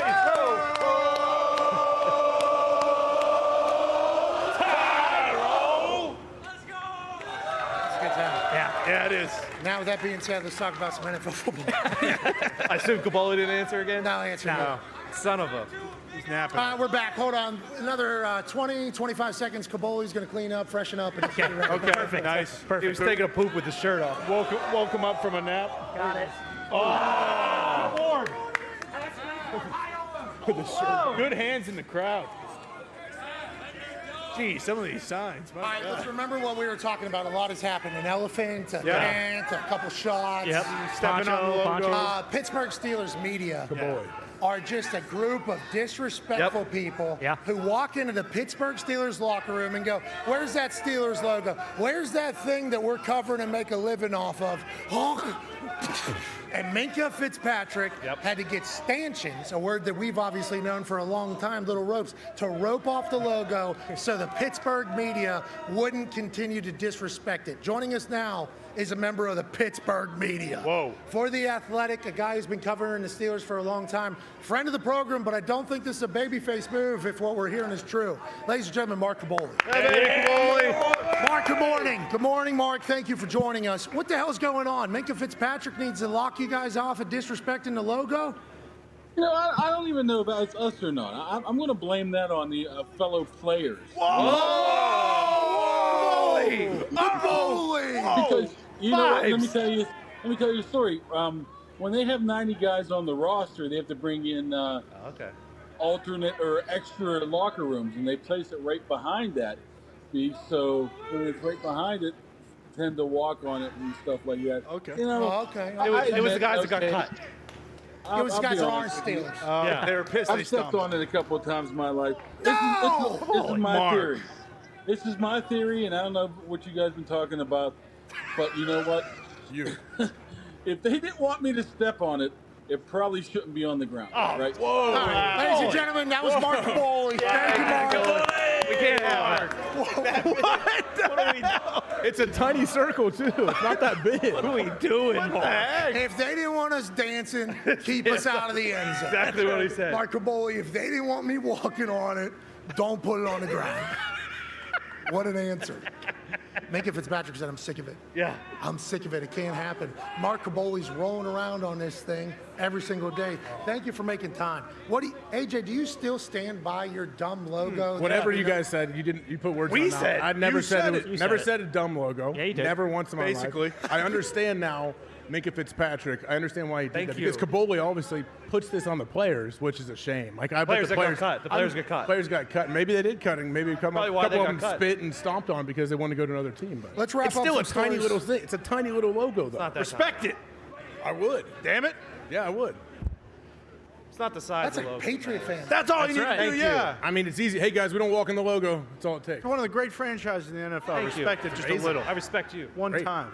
Zito said the elephant's really getting down out there on a car. But Oh, nice. That's they got inappropriate. That's the blue moves. Yeah, the blue hump, right? Yeah, they got to let the hips kind of do their thing there. Why do they It's call kind of like a tailgate. Feels like it's a little pep rally. Yeah. A little bit. Show's not, certainly able to stay on any tracks because it's tough to talk It is. about anything but what's going on here, but we got to be professionals. Yeah. Okay, we got to stay locked in. We got to talk about things that are happening in the NFL world that people expect us to talk about. For instance, Saints rookie quarterback Jake Haener, suspended 6 games. This guy. Yeah. Jakey. And we only know him from a photo shoot that he did on the internet. If you haven't seen it, look it up. This man can work a camera. Yeah. He is handsome. And the reason why he was so handsome, the NFL says, is because he's taking stuff you're not allowed to take while playing in the NFL. He, though, came out and said he has no idea how this comes about. He has no idea how he got a positive. Nothing he's taking has anything in it, which leads to this conversation, AJ. Players are responsible for what they put in their body. That's what the NFL says. But the supplement thing isn't a, examined thing by the government. So whenever they put the ingredients of supplements on there, they can just conveniently leave things out. That's the handsome guy that is suspended. He's on PEDs. You can tell. Yeah. Look at that bicep. Jacked. Look at that bicep. We could tell that he's on something. But he said something that a lot of people, including my friends, have said, that they had no idea what they were putting in had in their body had anything illegal in it. That's something I think that has to get figured out. Doesn't feel like it's a conversation as much these days, but it's a real problem. Like this guy, rookie quarterback, he can't be just getting suspended and still have an NFL career. That could cost him his entire livelihood here going forward. It's a dumb thing that's been a problem for a long time. And although those photos are awesome, I think it's a good thing to talk about here. Yeah, it is. And that's the thing the NFL will tell you. Like the day you get there, hey, you are responsible for whatever is in your body. You could say, oh, I didn't know it was a tainted supplement. And great, we understand. You're still suspended. That sounds like the case here. You didn't really know what it was. But there is different ways the NFL tries to work it out to where you could send the supplement in, get it tested, all of that stuff. Very difficult to stay on track here with this amazing crowd. These guys are awesome. But unfortunately, 6 games for Haener. I'm sure he already appealed and did not get it. That's why it is public, and he will be out 6 weeks. I think they're calling that guy handsome. And yeah. What are they calling him? Pat is handsome. Pat is handsome. Oh, hey. Do some push-ups or something for him. Southern hospitality. Yeah, I mean, I don't know what Jake Haener was putting in his body, but I assume I'm using the same. Yeah, I mean, you can see his armpit here. He's putting something in We talk there. about this with baseball. How come you guys aren't allowed to put whatever you want in your bodies? So there is something about people dealing with shady folks that are creating bad stuff and automatically ruining what is on in your insides. But whenever it's a constant game of like athletes trying to get better and then the NFL trying to catch up to them, you're going to run into some sketchy situations with scientists trying to create something that's not detectable. I think there should be some things that are allowed that make your life and your body better personally. Yeah. I did not play a position that needed it though, so I'm not necessarily the right guy to talk about it.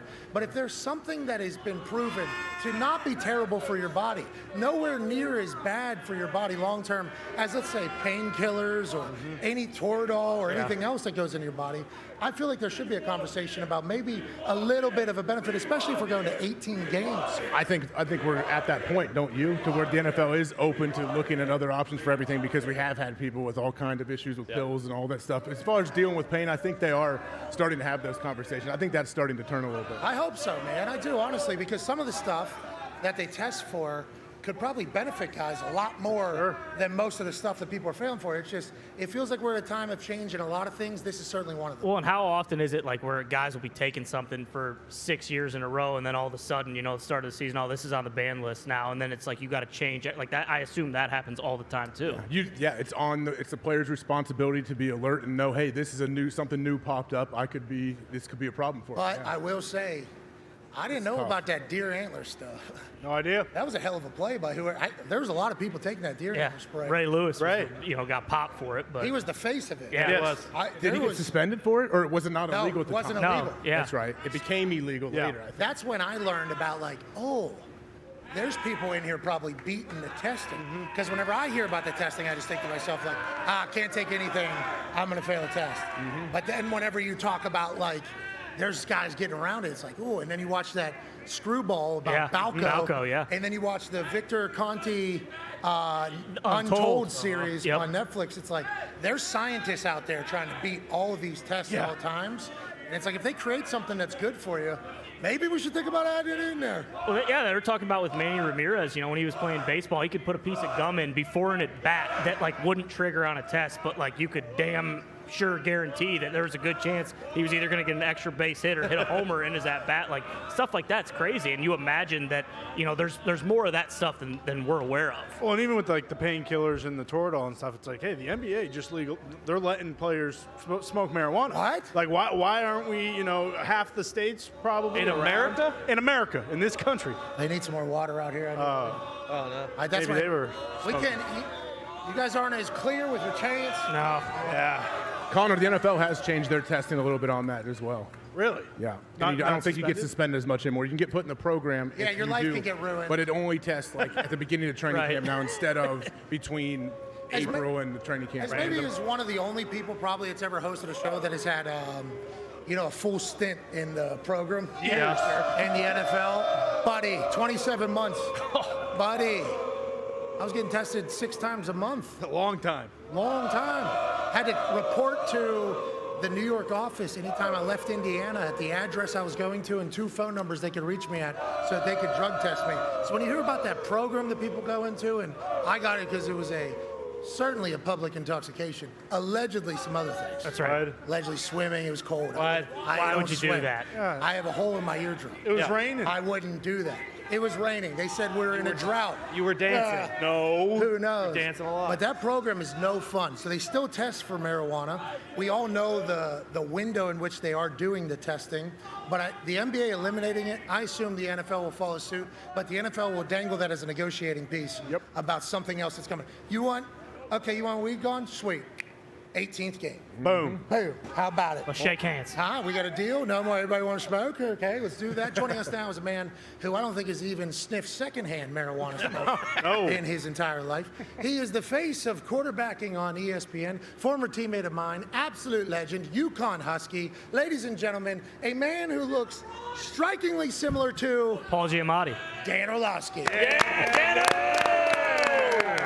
What's up, buddy? How you doing, Dan? What's up, fellas? You want to say anything to this incredible crowd that's staying out here in 120-degree heat or so out here? What is the chant? Rule.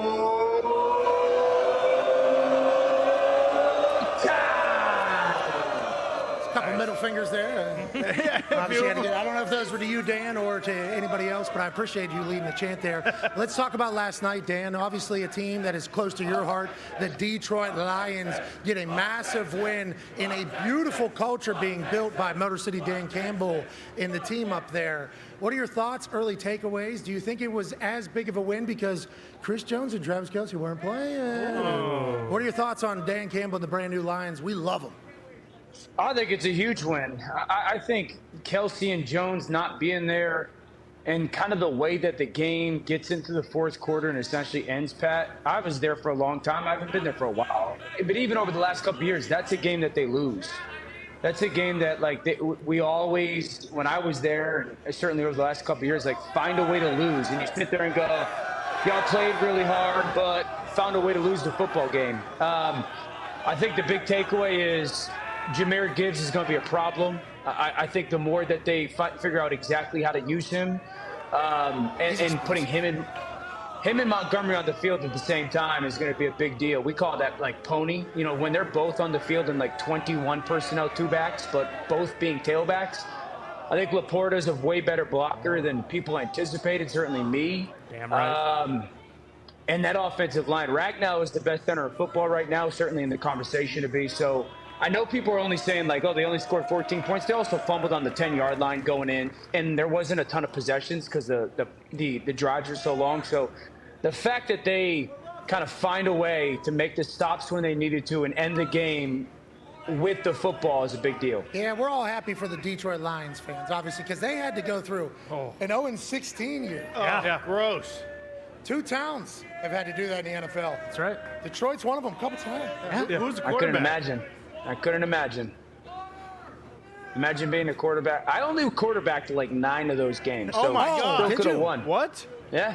Still could. I think that was Kitna quarterback 3, and then Dante Culpepper another 4 or something like that. He good, I think so. And so I'm only taking 70% of the blame on that. Well, and also there should be a little bit of a makeup on the other side is that you go to the Indianapolis Colts when we're almost completely defeated.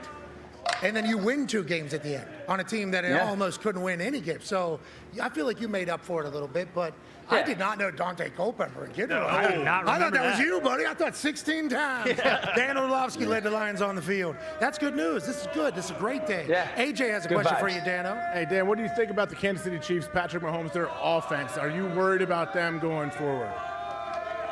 Worried, no, but that's been a conversation the whole offseason, AJ. I think I said it on your guys' show first. There's only 2 teams in the NFL that had less catches, less receiving yards, or less receiving touchdowns than the Chiefs wide receivers. They're Green Bay and Atlanta. And so that kind of showed itself last night.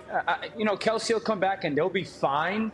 But here's 2 things. Patrick threw the ball 39 times last night. 11 out of those 39 pass attempts, either literally no one open or drops, 6 drops. So at some point, if this continues to show itself 2 weeks or 3 weeks into the season, the concern would be, well, Patrick's just not going to throw anybody the ball other than Travis. And that's just how quarterbacks think. You guys have heard Aaron talk about it. If you ain't going to get open, or if I throw it to you and you're not going to catch it, I'm not going to throw you the ball anymore. So I'm not concerned about it, but it's absolutely something to pay attention to. Like I said this yesterday on Get Up with Greeny.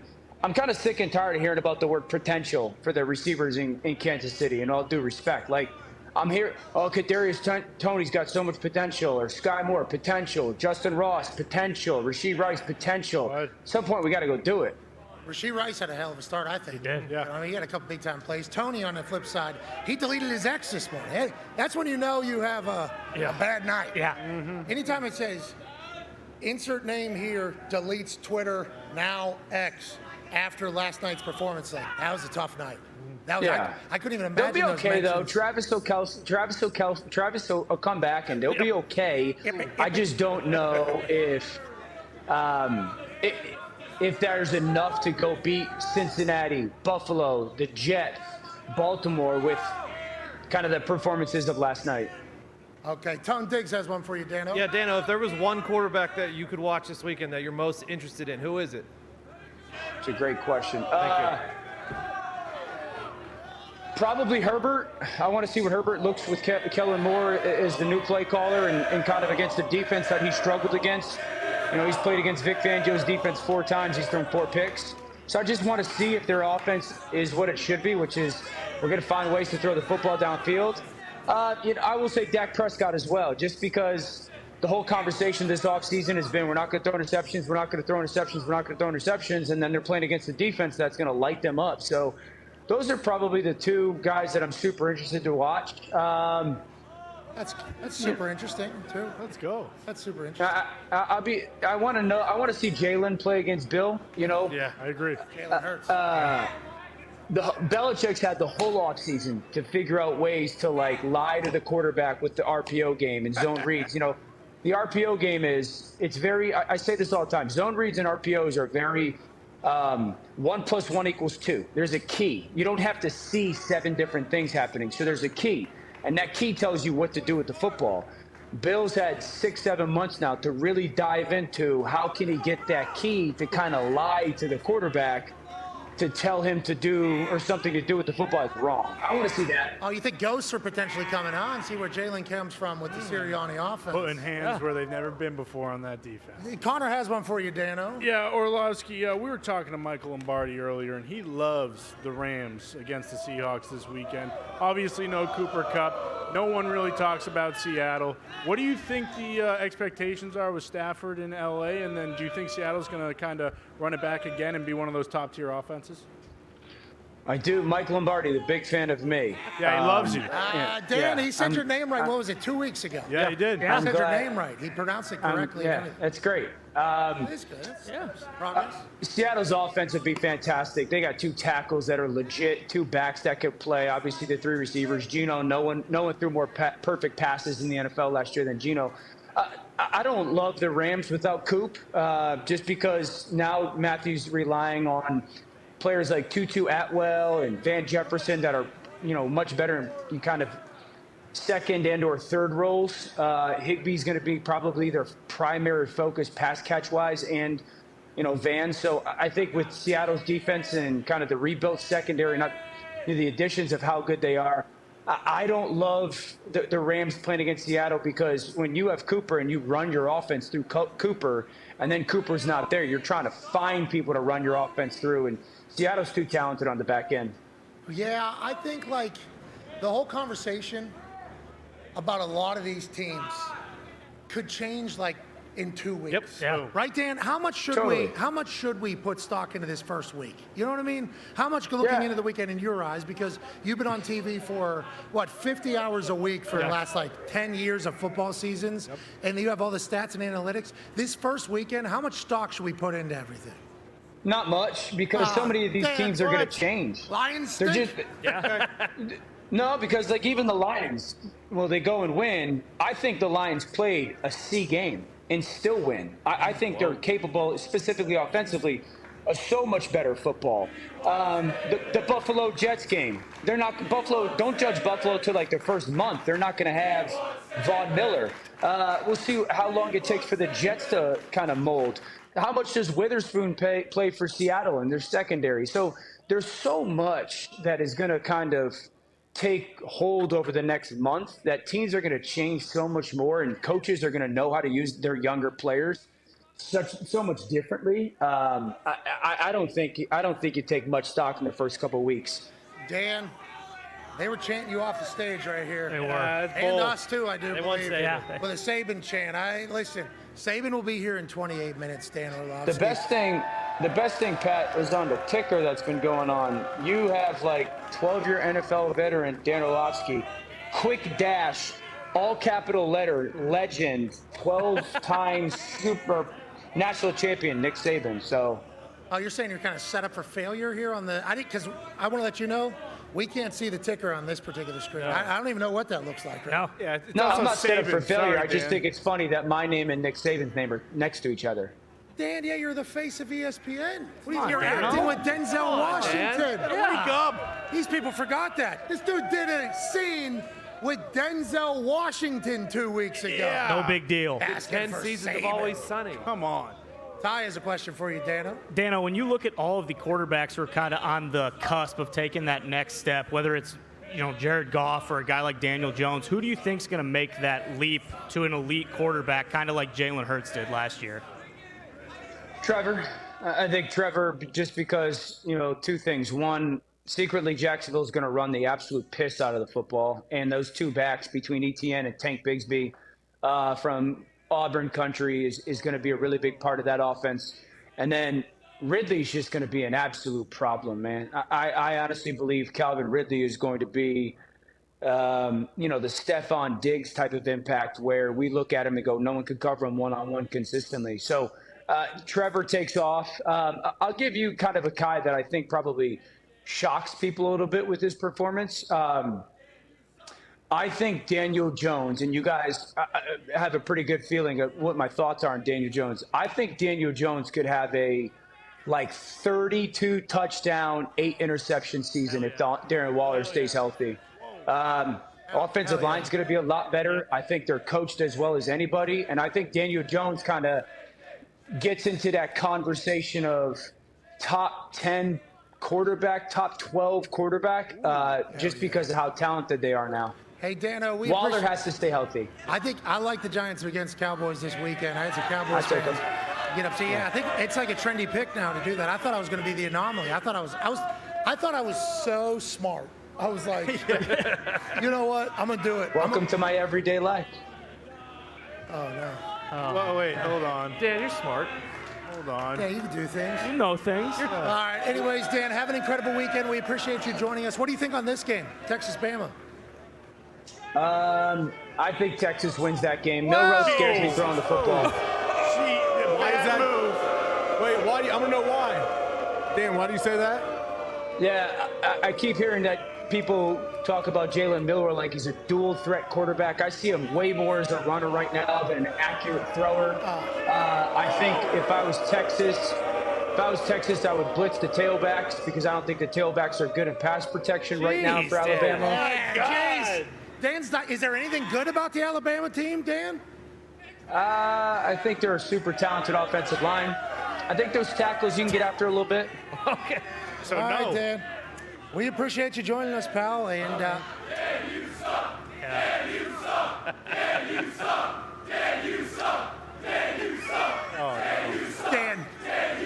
Dan, we had to mute the mics a few times. I don't know if you heard that while you were talking. Because they were saying this a lot throughout the whole entire thing. So then you cap it off. You didn't even know that. You cap it off with saying, yeah, Texas is going to beat Bama, too. It was a perfect story. Good heat, baby. Brutal. That was good. That was a perfect story. Good heat. They didn't like you from the beginning. I'm happy you don't like them. This is beautiful. This is a good thing about football. And then on Monday, we'll be overreacting to everything that happened. We'll watch you all day on ESPN. We appreciate you so much, brother. Thanks, Dano. Later, boys. Have fun. Love you, Dan. Any parting words for the Bama people? Go Texas. Thanks, Dan Orlovsky. Love it. That was awesome. Yeah. I really did appreciate that. He gave us a look into some things. And if you listen to Dan. Yep.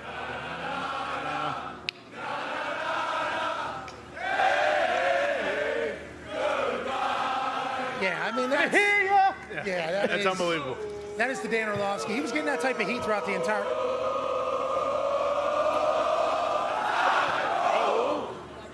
going to be tough not to do 100 times more. It's going to be loud, too. People get real mad at the game day crowd. They're like, that guy's just yelling all the time and doing a performance. It's like, you stand in front of these humans who are alive at 6 a.m. with so much passion for their team just radiating through their beings. It has been a true honor to get to travel around to these colleges and experience college football in the way that College Game Day experiences college football. It's a beautiful thing. This weekend is going to be magical, honestly. I mean, it's a live show. It's not a studio show. Correct. I mean, you gotta perform for the crowd. The What are we talking about here? People! Well, and the ones we did last year weren't in, the SEC home stadiums, too. Oh. So actually experiencing the SEC will be sweet. It's over top of Saban, too. I had to. I mean, Saban's playing good defense. Would have been perfect. Get up there. Nice grab. Nice grab. That was a heck of a chest pass from that kid. He literally took that thing from right here. All right, the time has come, ladies and gentlemen. We will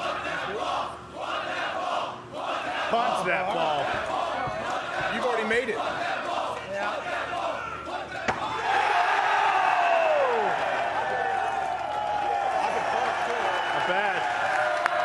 Just hyperextended my knee. Yeah, go ahead and hang on to that ball. I'm joking. That was fun. I mean, we should have given a heads up to the people outside of our area that the ball was coming, but we're living a little dangerously here. AJ Hawk will be shooting for 4 people's tuition here in just a matter of moments. Yep. Come on, Hawk. Now, no AJ, I don't think you're shooting right now because we have to figure out who those 4 people are going to be. Okay. Obviously, and I think we got one of them. The guy's name is Nick. Nick and this lady here with the sunglasses who is just on. She's one of the girls. We're going to do it for. Here we go. Then we got to pick 2 more people. Do we make gas do it? Yeah, so she is one of them right there. What's your name? What's her name? No, cameraman. Don't. Yep, right. What's your name? What's your name? Katie. Katie's your name? All right. Okay. Katie, if AJ Hawk makes this shot, we will give you tuition. What year are you in school? Sophomore. Second. Oh, jeez. So just for one. Just one. Hey, 1 year. Hey, One year. one. We find a senior. Hey, 2 more years. Wow. 2 years tuition here. Whoa. If AJ Hawk makes this shot for Katie. Oh. All right, we'll do it. All right, he was close. He was very close. Very close. Sorry, Hawk. All right, sorry, Katie. Now this one's for Nick. Well, I don't know where he's at. Where's he? Oh, did he leave? There he is, right there. With the he has got the Dave Matthews Band tattoo, I think, on his nice. on his arm. Right there, that guy. This is Nick. Hold on, AJ. We didn't even get to talk to him. AJ. We didn't even get to talk to him. To hell with the kid, Yeah, AJ. said. No tuition for you. Hope you're out of state too. Got a striped shirt. Got a striped shirt. Are we ready? Striped shirt. No. Hey, for who? For who? Striped shirt. He got a striped shirt. What's your name? Oh, there we go. What'd he say? Adam? Terrell?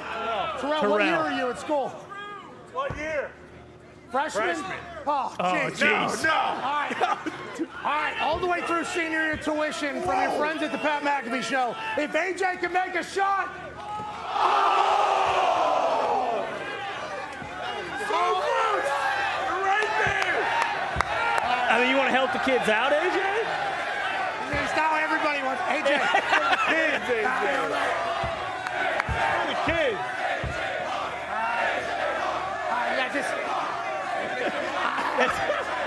Cameraman, go pick some. Just run. Pick someone. Pick someone. And boom. All right. What's your name, buddy? Hold on, AJ. Warren? Warren. All right, what year are you? Okay, there we go. There we go. Okay. Senior year for Warren. AJ Hall. Oh, those are all good shots. You're right on it. Yeah, You're right on it. Thank you, everybody. We'll do it next hour. We'll do it next hour. Yeah, okay. We'll do it next hour. Next hour. Next hour. We'll do it again. Dial it in. Okay? Hey, what, I've those missed last two- 45. That one was of in and those. out. Living around it. I've literally missed 45 of those shots. While Dan was talking, while Lombardi was talking, you might have heard some chatter from the fans that have joined us here at the Quad in Tuscaloosa, Alabama. I've been shooting, practicing, just trying to get a feel for how hard the shot is. Yeah. It's impossible. I made it one time in 2 hours. So if AJ was able to drain one of his first 4, we were going to add that to the resume of impossible feats that AJ has accomplished. In the next hour, though, you'll get 4 more shots. Oh, okay, good. I'll make all 4 of them. We are not going to be the ones that are going to pick who's doing this. No, we will let somebody else do the deciding.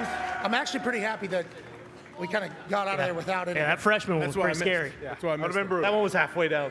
Freshman one would be epic, though. Oh, that would be cool. Live show. Yeah. Guy gets put on full scholarship. Why? Because AJ Hawk hit a shot about, what was that, like 50 feet? Yeah. The decline. A little high, a little higher, too. You're elevated position, but yeah, we'll make the next one. I'll make the next 4.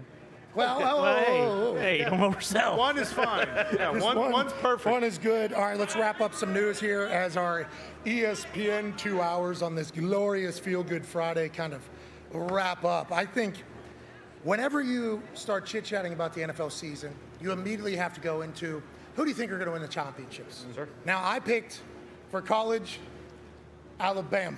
That's right. But let's go to the Super Bowl. And I was sitting in a meeting earlier for game day. It was a production meeting, kind of running through everything we'll chat about tomorrow.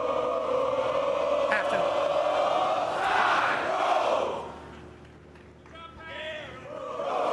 What happened? Right hand. I think you can just At any point. On command. That's how it works. It is.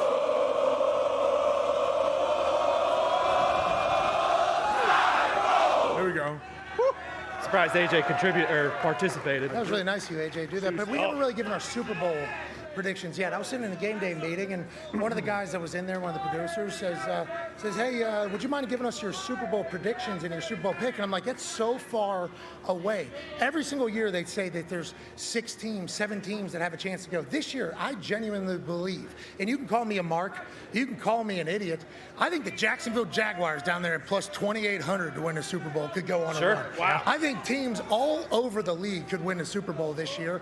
Maybe the Cardinals, dumpster fire. Sure. Probably not going to be able to win. Not. Sorry about it. Colts obviously going to go on a Super Bowl run this year. Maybe. But I think there's hope and promise for a championship in more cities than ever before, Connor. It feels good right now on the eve of NFL kickoff. Yeah, it feels amazing. I can't wait for the whole entire thing to really get going. I don't feel great saying this because I don't want it to happen, but it feels like because no one's talking about the Buffalo Bills and everything that's happened around the Buffalo Bills this offseason has been negative, but in-house, it feels like they're closer. We talked to Stephon Diggs yesterday, and he seemed to be in great spirits. So for the first time in, three years probably, feels like the Buffalo Bills, because no one's talking about them, are going to go on that kind of quiet run because it's been all Rodgers.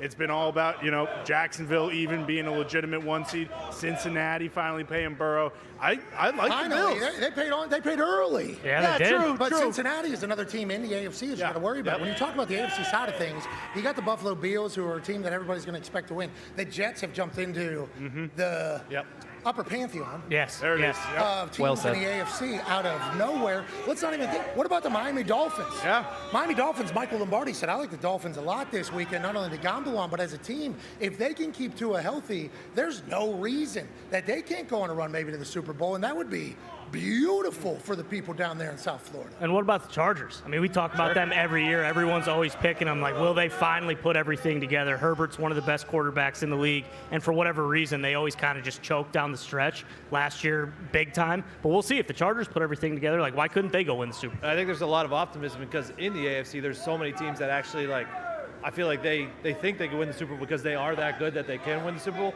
And then if anything happens to the Eagles and Niners, the NFC is wide open. So that opens up the whole NFC on that side. Let's go. We are on the eve here of the first Sunday of NFL season with 80% of NFL fan bases thinking they have a real chance this year. Yep. Now that means on Monday, the hammer of reality is going to have to come down thick.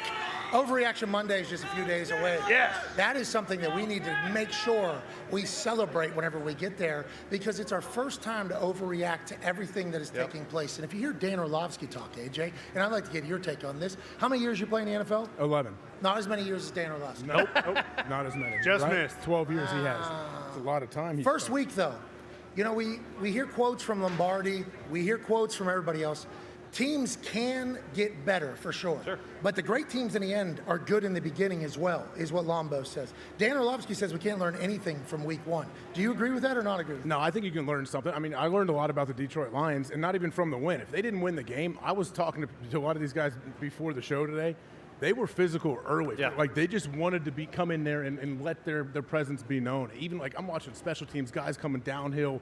You're supposed to just hold up the guard or whatever, and you're coming down and popping them and holding on and competing and straining through everything. So I've learned a lot about the Detroit Lions. So you can learn a lot, but also, yeah, the great teams obviously are good early in the season, but no matter who you are, you have to get better throughout the season if you want a chance to win at home. I'm not worried about the Chiefs, but boy, He did not look good. Don't worry, they lost to a really bad team early in the year last year, and they still went on to win the Super Bowl. was They that? still could have won the game. I believe it was the Indianapolis Colts, actually. True. Funny enough, they lost to them. That team was terrible. Yeah, they're one of the worst teams in the league. Actually, the fourth worst team in the league. Matt Ryan was playing pretty well then. let's change the subject.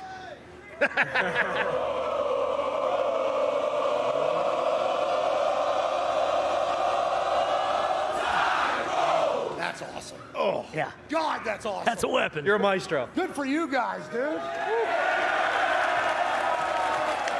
lot of horns down around here. You know, Texas coming to SEC. makes sense. The college weekend lineup also huge.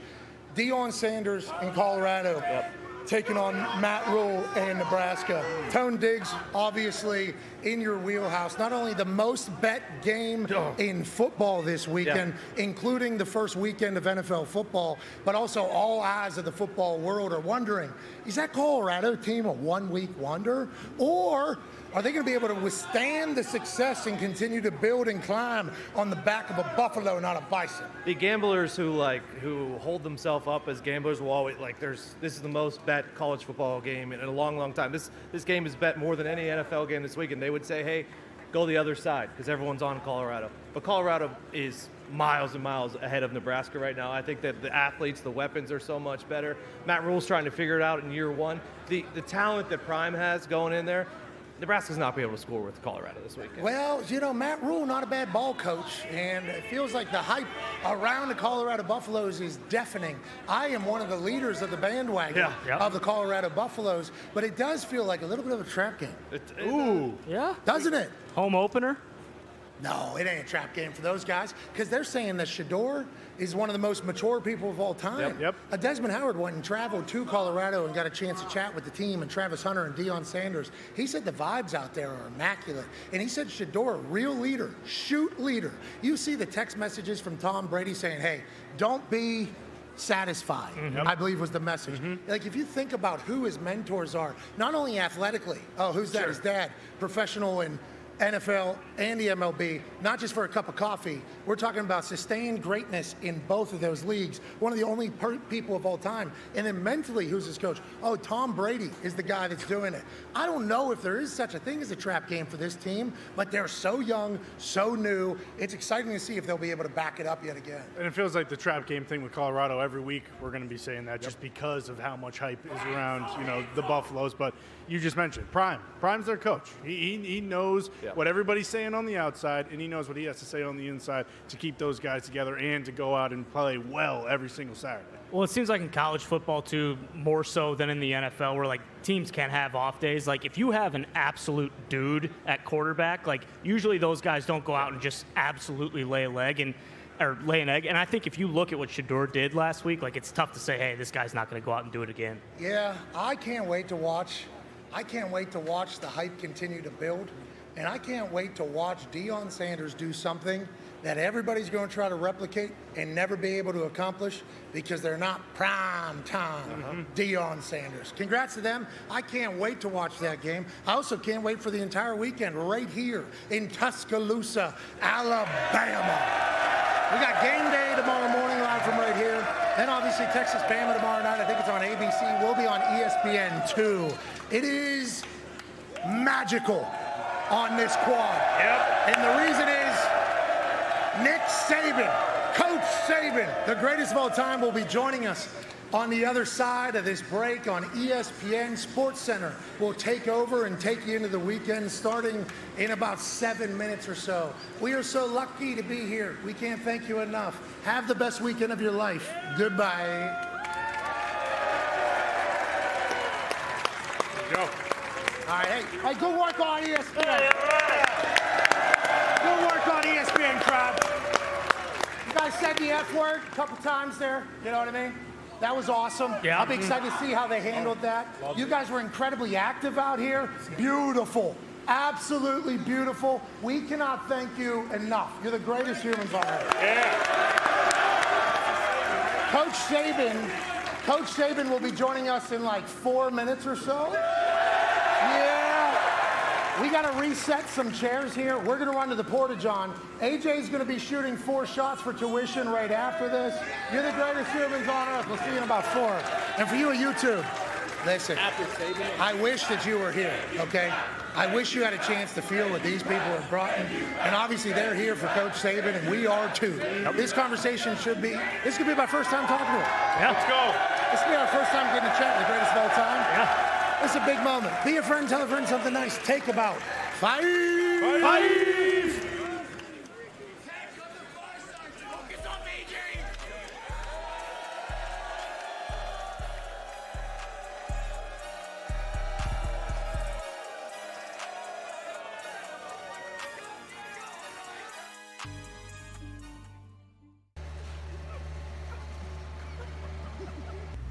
Ain't nothing Lady Grey can't handle. Turn left onto 33rd Street. They said to come to the loading dock. Yeah, they want to set up a shot, so they're going to come out with cameras and like show that we're tailgating. Tailgate spot. U-turn? Is that what he's saying? We're just doing a U-turn. Want to move up?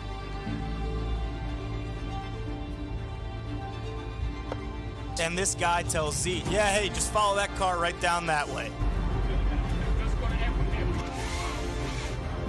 And so we're thinking, okay, no problem.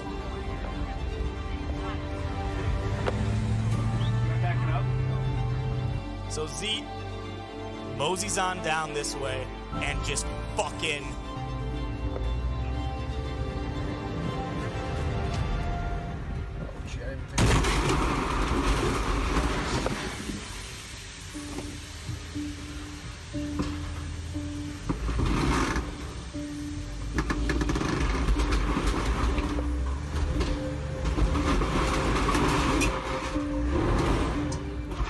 God. Jesus Christ. Oh. I think it's stuck.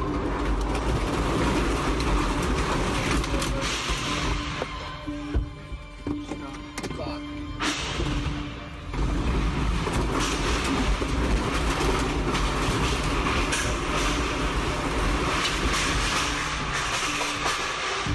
I fucking told you guys.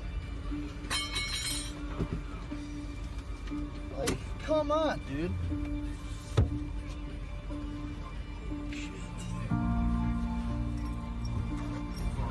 Who told you to go through here? These guys did. Nah, you were supposed to come through this side, like right here. I didn't say to go through there. You told me Yeah, right down this lane here. Fuck. Left side. Come on, guys.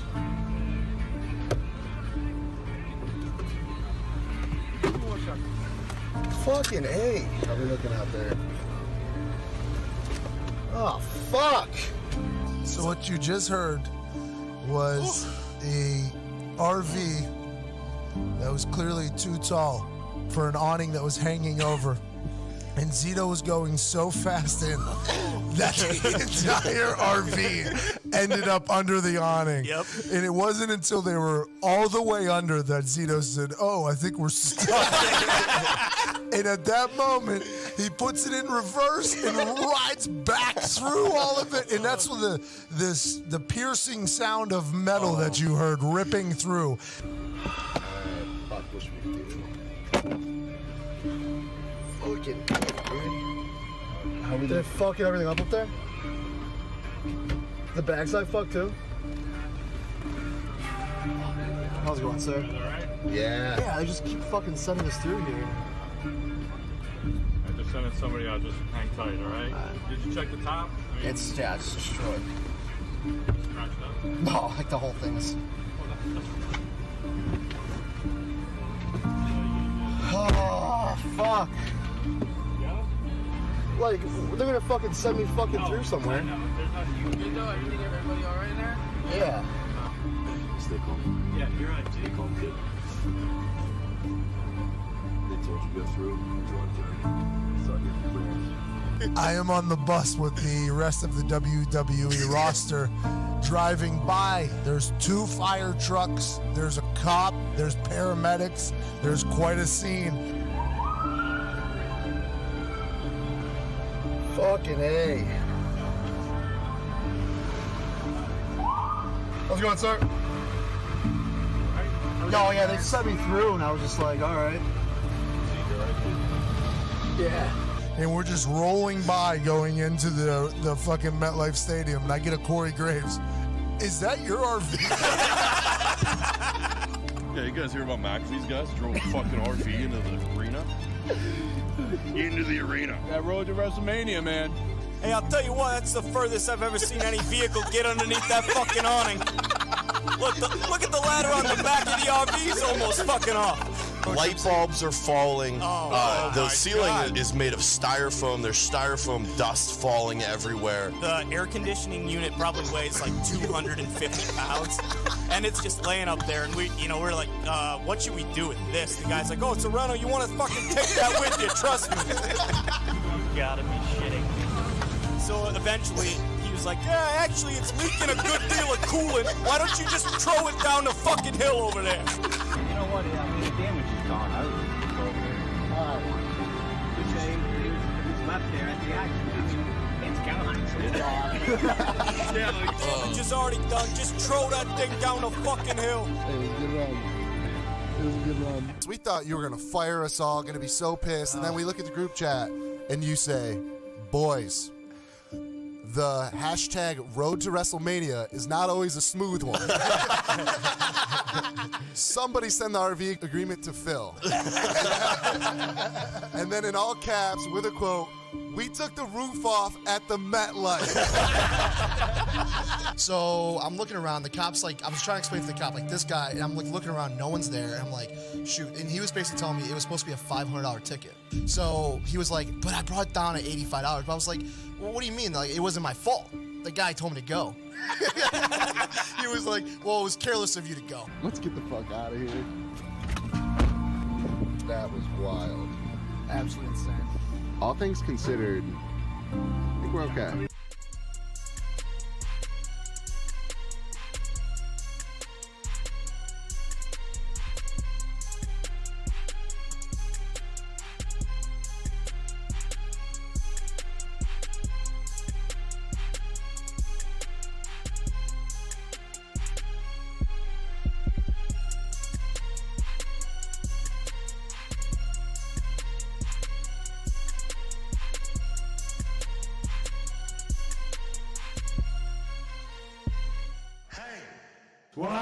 Let's go!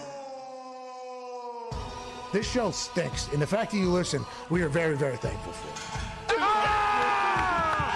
The all-time leading tackler for the Green Bay Packers, you pig! Damn it! Be a friend, tell a friend something nice could change their life. Sport! Hello, beautiful people, and welcome back to the Quad in Tuscaloosa, Alabama. Hour 3 of the sports program starts right now. Football is happening, and joining us right now is a man that in any conversation is described as the greatest of all time. 7-time national champion. Ladies and gentlemen, your head coach of the Alabama Roll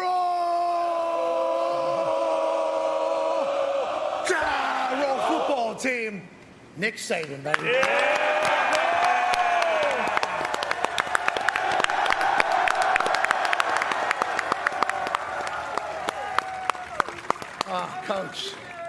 Coach, you look amazing.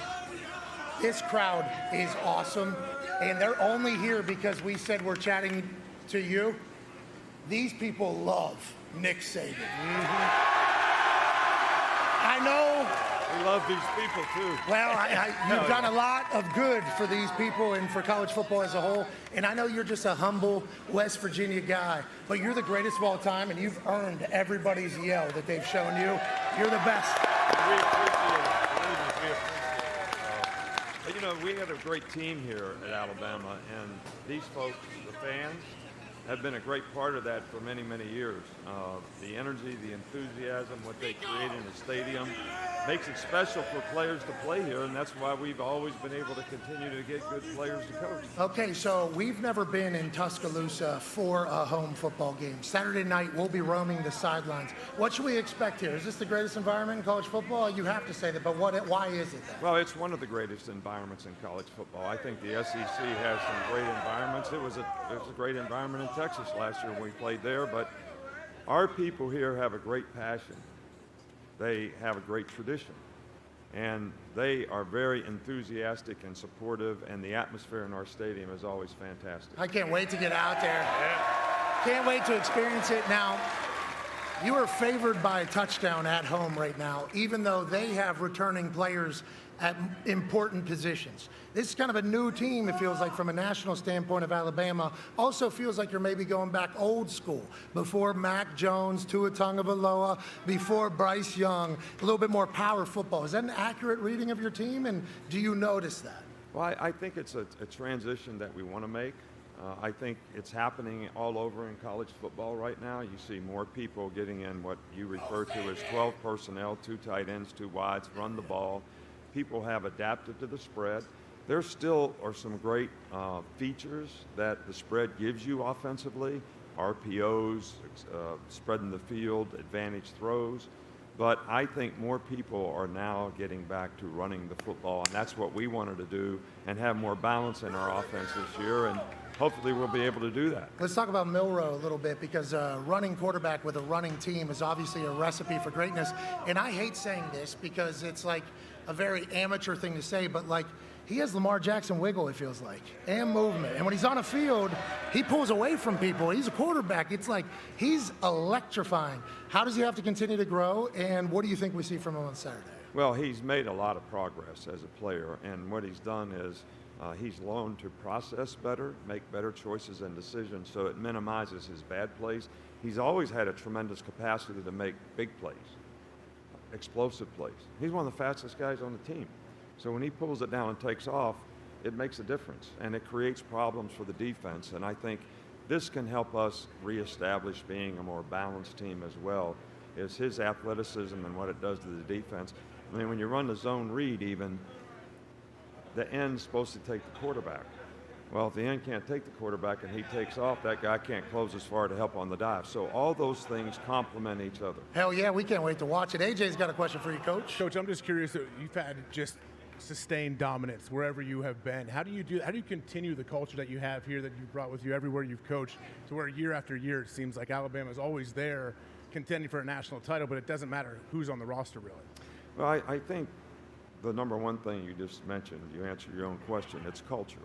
And how do you develop? That's a trigger word. Everybody says it, though. Everybody says it, but really what it's about is having people in the organization who understand what they want to accomplish and what they want to do. Every player that comes to Alabama, I always ask them, what do you want to accomplish or what do you want to do? And they say, I want to graduate and I want to play in the NFL someday. So I ask them, what does that entail? So now we define exactly a process of things that they have to do to be able to accomplish those things. And I'll periodically ask them, you happy with the progress that you're making? The guy says, yeah. I say, why? He tells me why. He's learning how to self-assess. If he says no, I say why. He tells me, and he's learned how to self-assess. But you got to have discipline to execute every day. Coach. That's the most important thing. Coach, the discipline and everything is something that I think a lot of people thought wouldn't be possible in 2023, right? With this new generation of kids who, you know, for whatever reason, hard coaching wasn't necessarily in their life or hasn't been in their life. That's the narrative, at least. Then you see guys like you, obviously old school, Kirby Smart, obviously old school type coach. Deion Sanders, I think, is an old school type coach. Why do you think we're seeing this kind of renaissance or rebirth of like hard-nosed coaching in football? Well, I think that, you know, mental toughness doesn't mean you have to be hard on somebody. Discipline does not mean you have to be hard on somebody. Because discipline is about making the right personal choices and decisions. Here's something I know I'm supposed to do that I really don't want to do. Can you make yourself do it? Over here, there's something you know you're not supposed to do, and you want to do it. Can you keep yourself from it? Man, so if you can make those choices and decisions Coach, the right way all the time. both of those I struggle with. I mean, both sides I struggle every day. That doesn't surprise me. Oh! Tone has a question for you, Coach. Hey, Coach, everyone makes a big deal about your record against your previous assistants. I think it's like 28-2 or something like that. And then Sark had a line this week. He's like, you should see his record against other coaches. Is there more motivation, or is there something that comes along when you play your previous assistants? Not really. I mean, look, I'm proud of the guys that have done a great job for us. Sark did a great job when he was here, and I'm proud of the fact that he's building a good program at the University of Texas. And this is going to be an opportunity for our players to play against a great team and see where they are as a team and see how we respond to this challenge. So, but there's not a better motivation. I think the record is misleading because a lot of the assistants who got head jobs, they didn't get great jobs. All right, so they were in rebuilding mode. So they didn't have the same advantages that we had. But now, you know, you talk about Georgia and A&M and Texas, those guys have had a chance to build programs, and they have really good teams. So I think the record is going to be a little more challenging to try to keep it in the mode that it has been in the past. You know, in the coaching world, I think Nathaniel Hackett said this after Sean Payton buried him, but it was in a way to motivate his own team. He said coaches all kind of live in the same house, and there's rules in the coaching house amongst other coaches. You're just known as the guy, if something happens in your career, go to Coach Saban. He'll be able to figure it out. What do you do to these coaches to kind of put them back on the right track? And do you appreciate the fact that that honor has kind of been bestowed upon you by basically all coaches at all levels? Well, and anytime any former assistant who is now a head coach or an assistant who's become a coordinator call and ask for advice, I'm always willing to give them advice because I didn't really invent anything in this game. I've always just learned from somebody else. And I had some great mentors now, George Perlis, Bill Belichick. I mean, I had some great mentors along the way who I had the opportunity to learn from. So I've always been a guy that shares information. Now, that doesn't mean I'm going to ever share information that's going to give somebody an advantage when we play them. Bingo. But that's a part of it. It's how can you help develop players? Because I don't care what we do in college football. I mean, we can have name, image, and likeness. We can have conference realignment. But still, college football has to be about developing players and helping them be more successful in life because they are involved in the program. That's what it's all about, and that's what it's got to continue to be. And anybody that I can help do that, I'm willing to do. Yeah, you're a good man, Coach. You're a good man. They picked the right one to give the football ring, too. It feels like. Ty has a question for you, Coach. Coach, over the course of your career, obviously you win all these national championships. You've played in every big game there is to play in. But I'm just curious, like, do you still get, butterflies or have like a little bit of nervous energy when you're going into some of these really big games early in the season or at any point in the season? Yeah, I think one of the keys to the drill is being able to control your nerves. You want to play with emotion. You want your team to play with emotion, but you really don't want to be emotional because then you make bad choices and decisions. You get penalties and jump off sides, and your anxiety sort of affects your performance. So there's a fine line in all that, but I still do because I'm always trying to elevate my game. All right, I'm trying to find a better way for us to have a better team and have our players have a better chance to be successful at what they do. So, and that never stops. So, and this game, what's happened in all these games in the past has nothing to do with what's going to happen in this game, how you need to prepare for this game, how you need to be ready for the challenges of this game.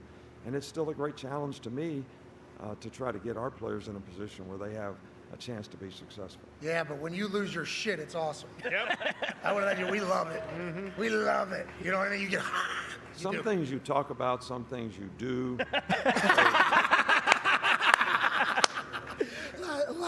I have to tell this story. Yes, please my do. son was about, I don't know, maybe 10 years old, and he was playing junior high basketball. Maybe he was 12, I don't know. I didn't get to go to a lot of games because of recruiting and whatnot, but I happened to go to a game, and he's on a breakaway layup, and a guy fouls him hard into the wall, and he gets up and says something to the guy, and he gets a technical foul. So I have this come to Jesus moment with him, when we get home at night, and I'm going to teach him about how to keep his cool and all that kind of stuff. So I give him like a 15-minute, the best speech ever about keeping your cool, don't lose your cool, No have flubs. poise, none of that. And he sat there and looked at me and listened like so intently. And then he said to me, and how many headsets did you bust this year? So I said, you got me on that one. Yeah, it sounds like you raised him right. Connor has the last question for you. That's awesome. Yeah, Coach, you mentioned the conference realignment, and do you feel like Texas and Oklahoma and some of these other schools that were coming to the SEC in the next few years, that was inevitable? And then do you also feel like that you have to be on a conference call with every other head coach in college and you tell them, hey, this is how it's going to be. I'm Nick Saban. This is what I want to do, and you guys are just going to fall in line. No, I don't feel that way at all. You should, though. We wish you would. I really don't feel that way at all. But the one thing that I like about the SEC and the additions that we made to the conference, it keeps us in some kind of a regional alignment. Oh, yeah. All right, so we're not traveling all over to play. And I think that's been one of the great things about the SEC. It's in the southeast part of the country. It's contained there. There's great. What are you saying about the Atlantic Coast Conference? And I'm not saying anything about anybody. But I do like the fact that we added 2 great programs, 2 great universities to our conference, but we didn't change the geographic dynamics of what we do. Inevitable, what do you think? Have you tried to procrastinate or try to forecast what it could potentially look like, or you can't do that? What college football looks like as a whole? No, I really can't do that. I know it's changing. I know we all have to adapt to the change. That's the most important thing that you have to do to continue to be successful at anything. So, and it's going to take some adapting. We're going to play more tougher games. We'll probably end up playing more SEC games at some point in time. But I think that's good for fans, and I think it's good for college football. I think so, too. I think we'll obviously make it work. And speaking of making it work, I think it's time for us to make an announcement, Coach. Huh? How about it? You mind if I make this announcement right now? Not at all. Ladies and gentlemen, this upcoming college football season will be one that'll be for the books. Yep. Historians will talk about this season, not only because it's the last one before the 12-team playoff and the new conference realignment, but because this upcoming college football season, every single Thursday, we will be getting the incredible opportunity of chatting with head coach of Alabama, Nick Saban. Honor and privilege for me. I appreciate the opportunity. Thank you so much, Coach. Thank We're going to you. have a hell of a season. We are very, very grateful for your presence today and throughout this entire season. We are going to ask you the dumbest things you've ever heard in your entire life. We hope to not ruin you and your brand, but what we think is going to happen is a nice exploration of the brain of the greatest college football coach of all time. We appreciate you. Ladies and gentlemen, head coach Nick Saban.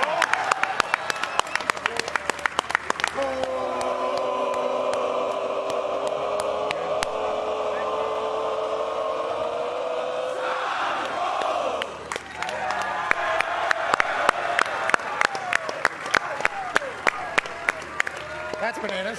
Yeah. You know Unreal. what I mean? Like, absolutely bonkers. Unreal. That's going to be That was happening. awesome. Yeah. Boys, hey, I think you guys got a good head coach.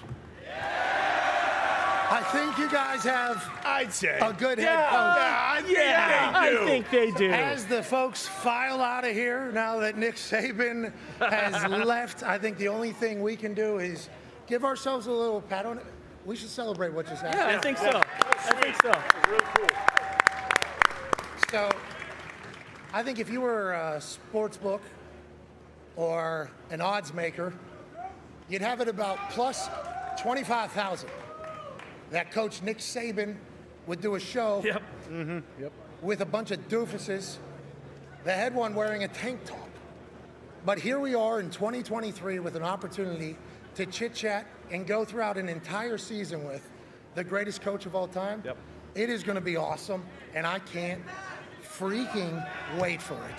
So honestly. cool. I mean, the more things happen over like the course of this last week and what we've been doing, it kind of is just like, hey, we're living in a simulation. Yeah. Okay, I never believed in that bullshit, but the more we do stuff and the more like this kind of stuff happens, the more I do believe in it. So let's just enjoy it and keep going. There he goes. Let's go. You heard him on his way out. He's got big time football game tomorrow night. Yeah, huge. He came in here with his people, incredibly kind and nice, and we met at the national championship game. Yeah. We did college game day together, a little kickoff show, and he was placed right next to me, right to my right here. And I don't think he had any idea that I existed as a human. And after the first segment, he like looked at me like, is this thing real? Is this? All the time? What is this? What are you? Early, he did not have him. Not with it. He was not about old Pat McAfee. But it was about 30 minutes in, all of a sudden he gave so you're like this all the time? I'm like, oh yeah, coach. Let's have a good time. Mm-hmm. He goes, where'd you go to school? I said, West Virginia. He goes, I'm from. I said, oh, I know, coach. And then we had a full conversation. We started chit-chatting. And what I learned from him is he still is that like humble West Virginia guy. Every time I tell him, I'm like, yo, dude from West Virginia is the greatest college football coach of all time. That's sweet. He's all right, like just directing the conversation elsewhere. All right. Like, I wouldn't hey, man, say that. your legacy is one that you're just going to be remembered forever by people in every single football world. All right, we're trying to win today. All right. And it's like now we're going to do a full season with him. I can't wait to break him at some point. He's such a good speaker, and too. just be like, hey, you're the greatest, right? Just say it. Say it. Just Say say it. it. Say it. Say it. Believe it. Earn it. But those guys that are at the top and women that are at the top of their practices and their professions, there's just always something they're chasing. He said he still wants to up his game every day. Yeah. Okay, coach. How? He looked good. Did you see him that tailored jacket? Oh yeah. I was believing. He looks great, and you could just tell like he seems so authentic to who he is. We always joke, oh, this guy's about ball. Like Nick Saban is all about ball, all about developing his players. What it sounds like, and yeah, there's a reason he's been dominant every single place he goes. It seems like. And a change of kind of moving away from the spread, and he talked about going back to 12. That's probably a rejuvenation too to him, like not doing the same thing every year, coming back around it and like bringing something back. This is back in his breadbasket. Yeah. Mm-hmm. This is what the old Alabama teams used to do. Hey, we're bigger, stronger, faster than you, and we're not scared to do it. Like, hey, we will just pound the ball right down your throat. It's why all the quarterbacks at the time weren't given as much credit, because you watch the Alabama team, it's like, well, yeah, A.J. McCarron, good football player, but also they got 350 pounds across the board up front with Derrick Henry, Trent Richardson, everybody in the backfield. Now they're getting back to that. And this Milroe dude, hey, athlete. He is fun to watch run with the football. John. He is fun. And he completed some passes last week. Yeah. And Dan Orlovsky said, Alabama's stupid. Yeah, he did. It's wild. Did he really? Yeah. Smells. Dan said he's more, they say he's a dual threat quarterback, but I really see him as maybe a singular threat. It would be run. He can't throw. Last week, he made some throws that were like, hey, that's a good ball throw. That's a good ball right there. And I feel like our natural instinct now, especially with NIL, is to compare people to like the best throwers of all time. Yeah. Like people miss throws. Patrick Mahomes missed some balls last night. Yeah. Like, yeah, obviously Milroe's not going to be perfect, but he's still got time to get better and better as the year goes on. They should feel real good, and I think Coach Saban does, obviously. I think the opportunity too, like if you beat a good Texas team, you know, and he gets some confidence, like that can do wonders for how he does in week 3 and then, you know, all the way down the road too. They got Buckner sitting behind him out of Notre Dame. Yep. And you would think that would be an easy transition for Buckner to come from Notre Dame to here with the offensive coordinator, Reese. Yep. But I don't think it's the Reese offense from Notre Dame.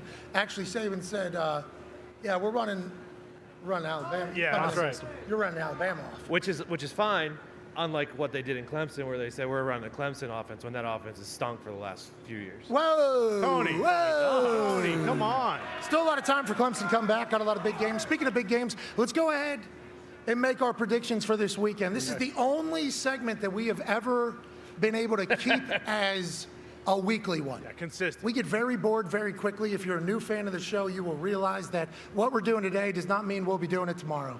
And something might catch on that makes no sense to you. It'll disappear and never be chatted about again. That's kind of how we run through stuff. But the weekly predictions by me and AJ Hawk have become something that we have done every single week. Hell yeah. Now, I don't know how it's just going to be me on the screen with the entire slate, with AJ also doing his picks. Ooh. And I'm not sure we have that thing. I'm not sure we have it built or not. I think it's okay with just you on the screen. No, but as long as you can hear my voice. You won last year, though. You're the man that won last year. Did I win? If you do recall, AJ won on a tear where he was getting like 70% right for like 5-6 consecutive weekends. I don't know. I thought that you might have made the playoff comeback and it ended even. Did you guys tie? Oh, I think you guys made a tie. Yeah, I think we ended yeah. at exact tie. You're Yeah, right. I think perfect we tie. did. We tied. Oh yeah, because at the beginning I couldn't get anything right. It was a roller On and coaster all off. season. And then For at me, the it was end, I up and go, down. right. So right Got now, hot. what we should lean is that AJ's probably. And I won last accurate. night too. So Well, no, but you won. I lost. Yeah, but you won the Super Bowl last year. So does that not carry over? So did I. I think All we right. both won the Super Bowl. No. All right, AJ, here we go. Good work in the truck there. ZD Foxy and all everybody else that helped. We appreciate the hell out of it. Let's start with the 1 o'clock matchup. The San Francisco 49ers versus the Pittsburgh Steelers. Steelers getting 2.5 at home. Bosa just signed his massive deal. AJ, who do you like? What do you like? I like San Fran minus 2.5. I like Bosa to come in. I don't know how many snaps he's going to play, but he will be explosive and be flying off the ball. Give me San Fran minus 2.5. Okay, you like San Francisco minus 2.5. Give me the Pittsburgh Steelers Hell getting yeah. 2.5 at home. Now, once again, remember that I did not get a single game right for like the first 5 weeks last year. Let's go Panthers, Falcons, 3.5. Falcons favored at home, AJ Hawk. What a tough one. We have no idea. What's Bryce Young? What are the Panthers going to be? I'm taking the Panthers here. Okay, you're taking the Panthers plus 3.5. Feels like there's a lot of Panthers fans here. I didn't even think about that with the proximity potentially to Carolina. Bryce Young. Their defense can play. Bryce Young. Their defense can play. Bryce Young can sling it. Yeah, well, and Frank Reich, too. He gets the boys fired up week 1. Yeah, he always does. So that makes sense. That's the thing about it. Love Bryce Young as a football player and a great Alabama football player. Yep. Frank Reich does not have a great opening game record against the spread or straight up. Neither do number 1 overall picks as a whole. Give me the Falcons at home. Yep. Yeah. Minus 3.5. Guy's got a mustache. Come on. Artie Smith's about to run wild, brother. Although I do like the Carolina Panthers in the future, I do not think that time is now. Houston Texans getting 10 at Baltimore against the Ravens. 10-point spread week 1. Your team stinks, they're saying. 10 points does seem like a bit much. I know Baltimore, let's see what OBJ has to offer there. I think he's going to be awesome with Lamar, but I'm taking Houston. Ankle. Yeah, a little banged up. He's got an ankle, but then he tweeted something and said, don't believe everything you read on the internet. He's going to play, right? Fun fact, Ravens have won 5 of their last 6 week 1 games by 15 or more. Jeez. Okay, give me the Ravens. Minus 10. You got the Ravens as well? No, I have Texans plus 10. Whoa. Oh, D'Amico Ryan. 10 points is a lot. Okay, let's go Bengals, Browns, 1.5. Bengals favored on the road in Cleveland. AJ, on the lake up there, is Deshaun Watson back? Is Nick Chubb going to be on the field, Stefanski? Or is Joe Burrow, the new richest quarterback on earth, going to roll into town and ruin that stupid elf's day? Well, I do believe Joe Burrow will roll into town on that new contract. Yep.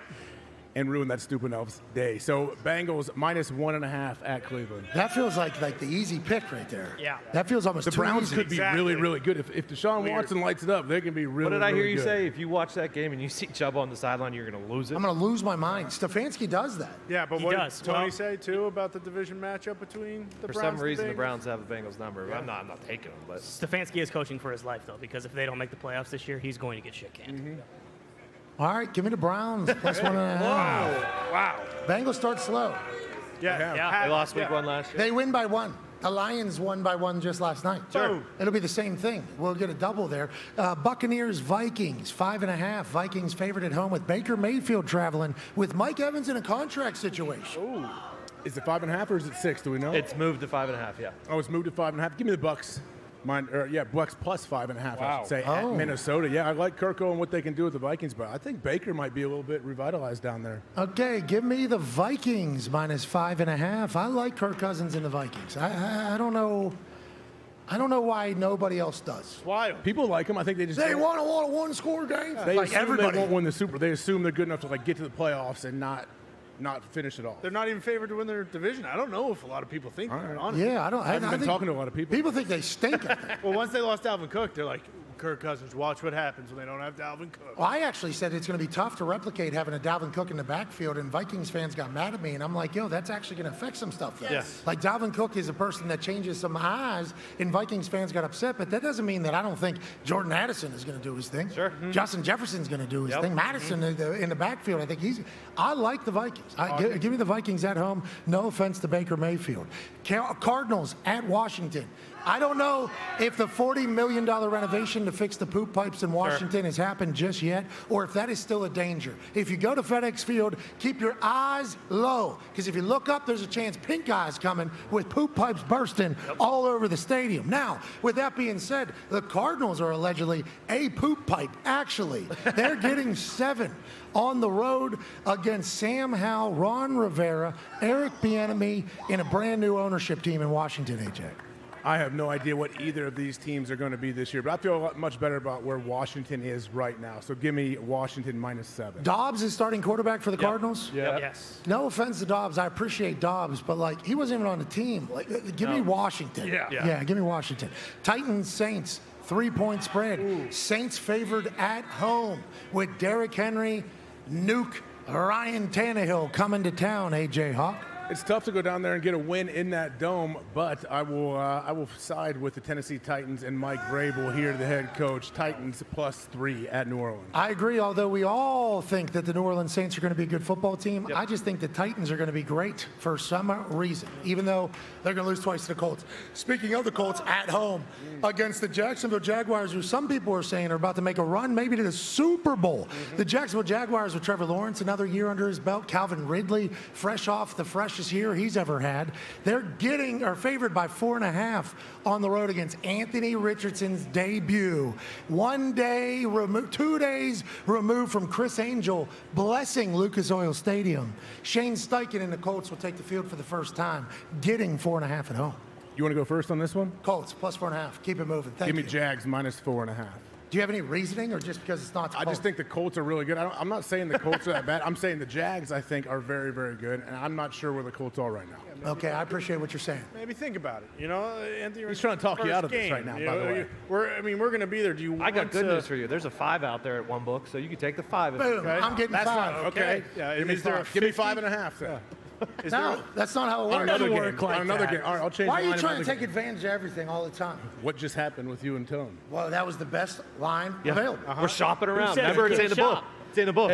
Hey, pull them up. Comment. Pull up some of the Shop books. around. It's in the book. It is 14.5, and it wouldn't matter. I mean, the Colts are going to get slaughtered.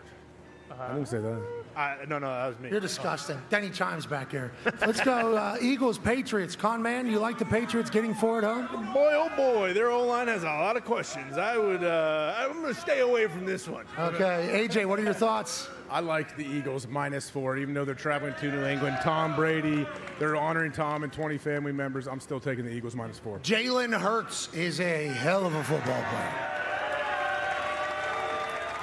That's awesome. It's so good. The other quarterback, too. What's that? Mac Jones is a bigger cheer, yeah. Hell of a quarterback. Give me the Eagles, even though Tom Brady's going to be in there with his brand new look and 20 family members, and they're going to be doing their thing. Yeah, give me the Eagles. Raiders, Broncos, 3.5, AJ. Broncos favored at home. No Chandler Jones, as we all keep an eye on the situation with positive T's and P's to all parties involved. I have a lot of faith in Sean Payton and what he will be able to do here in Denver. So give me Denver -3.5 at home. I look for Russ to have a bounce back year, bounce back day, and really kind of open some people's eyes to who he might be this year. I think the Broncos win late, but give me Jimmy G and the Raiders getting 3.5 on the road there. Rams, Seahawks. Michael Lombardi loves Matthew Stafford traveling up to Seattle in the 4 points. What are your thoughts on the number 1 offense in the NFL last year? The Seattle Seahawks and Geno Smith favored by 4-0. See, I like Seattle and what they've been able to do last year, and I think this year they should be better. But man, I don't know what it is about the Rams. Maybe it's Lombardi. Is he influencing me a little bit? Yes, I would assume you are kind of just. All right, give me Seattle -4. Give me Seattle -4 as well. Sorry about it, Lombardi. Green Bay Packers, Chicago Bears. Pack getting 1.5 on the road to Chicago. Jordan Love seems like a guy. Yeah, absolutely. I mean, this is a layup. Take the points if you want them. Obviously, if you want to go money line, that probably makes a little bit more sense. Christian Watson's status may be in doubt. Don't know if he's going to go yet, but Romeo Doubs is healthy. So is Aaron Jones. So is A.J. Dillon. The Packers are going to be just fine. Okay, AJ, do you agree with Ty Schmidt? I do agree with Ty. I am taking Green Bay plus 1.5 here at Chicago. I think this could be an Let's awesome not confidence forget, guys, boost. they're honoring Mongo for the game. Oh, Listen, Steve McMichael, baby. I love Mongo. I appreciate everything Mongo has done both in the squared circle and on the football field. But they're honoring Tom Brady in Foxborough, and we both picked the Eagles. Good point. So I understand Mongo is certainly somebody we all think highly of.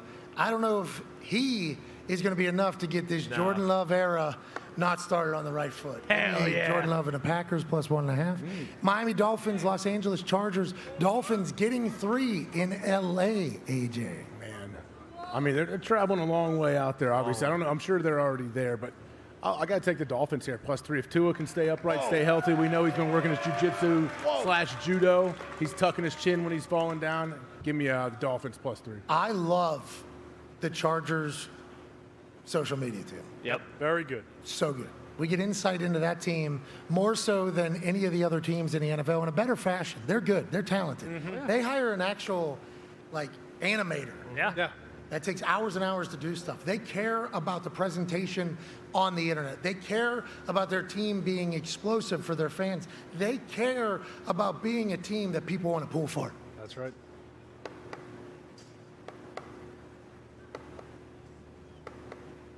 What? Give me Tua. Give me Tua. Wow. Really? I wanted the Chargers bad there, but for some reason. I got an idea why. Why is that? Tua is great.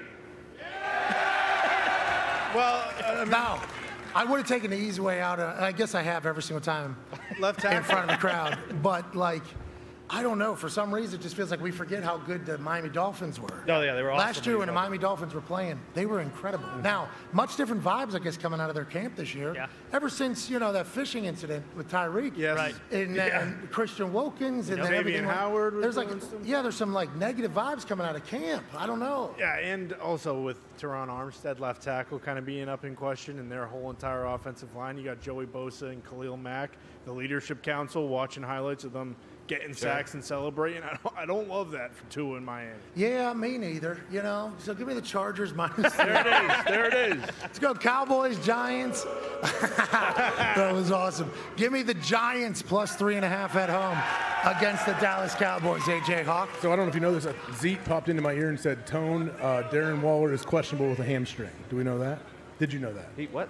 Is that new? He didn't tell me that. Thank you, Zito. I think Zeke thought he was talking to Tone, but yeah, he said something about Waller being questionable. Zeke, are you out there? I don't know. He That's popped into not me. true. Someone just said that. He's tied up right now, but yes, Darren Waller is now questionable. Oh, Zito, thanks for leaving me out to dry out here.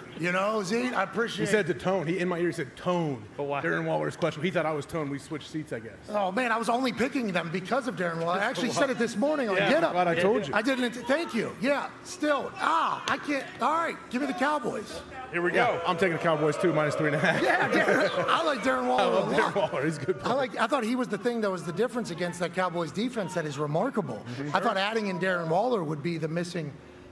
Now he's not playing. Is it? If Darren Waller's Questionable. playing, I'm on the Giants. It was 12 minutes ago, he was added to the injury report with a hamstring issue. He's now questionable. If Darren Waller is playing, I'm on the Giants. If he's not playing, I'm on the Cowboys. I would like that. That's a good stipulation. I can handle that. Yeah, I'll stay with the Cowboys. Oh, okay. It doesn't matter. No, it does. He's a stud, but I don't Why think is he's going to play. everyone getting hurt in practice? He got added on Saturday. Yeah, I don't why know is if he's everybody getting playing. hurt 2 days before the game? It's ridiculous. OBJ, Kelsey, Waller. What's going on? So it's it's the Friday off day, Saturday practice sometimes. Is that doing it? Why don't you draw these things up for him? A good plan. Get them ready.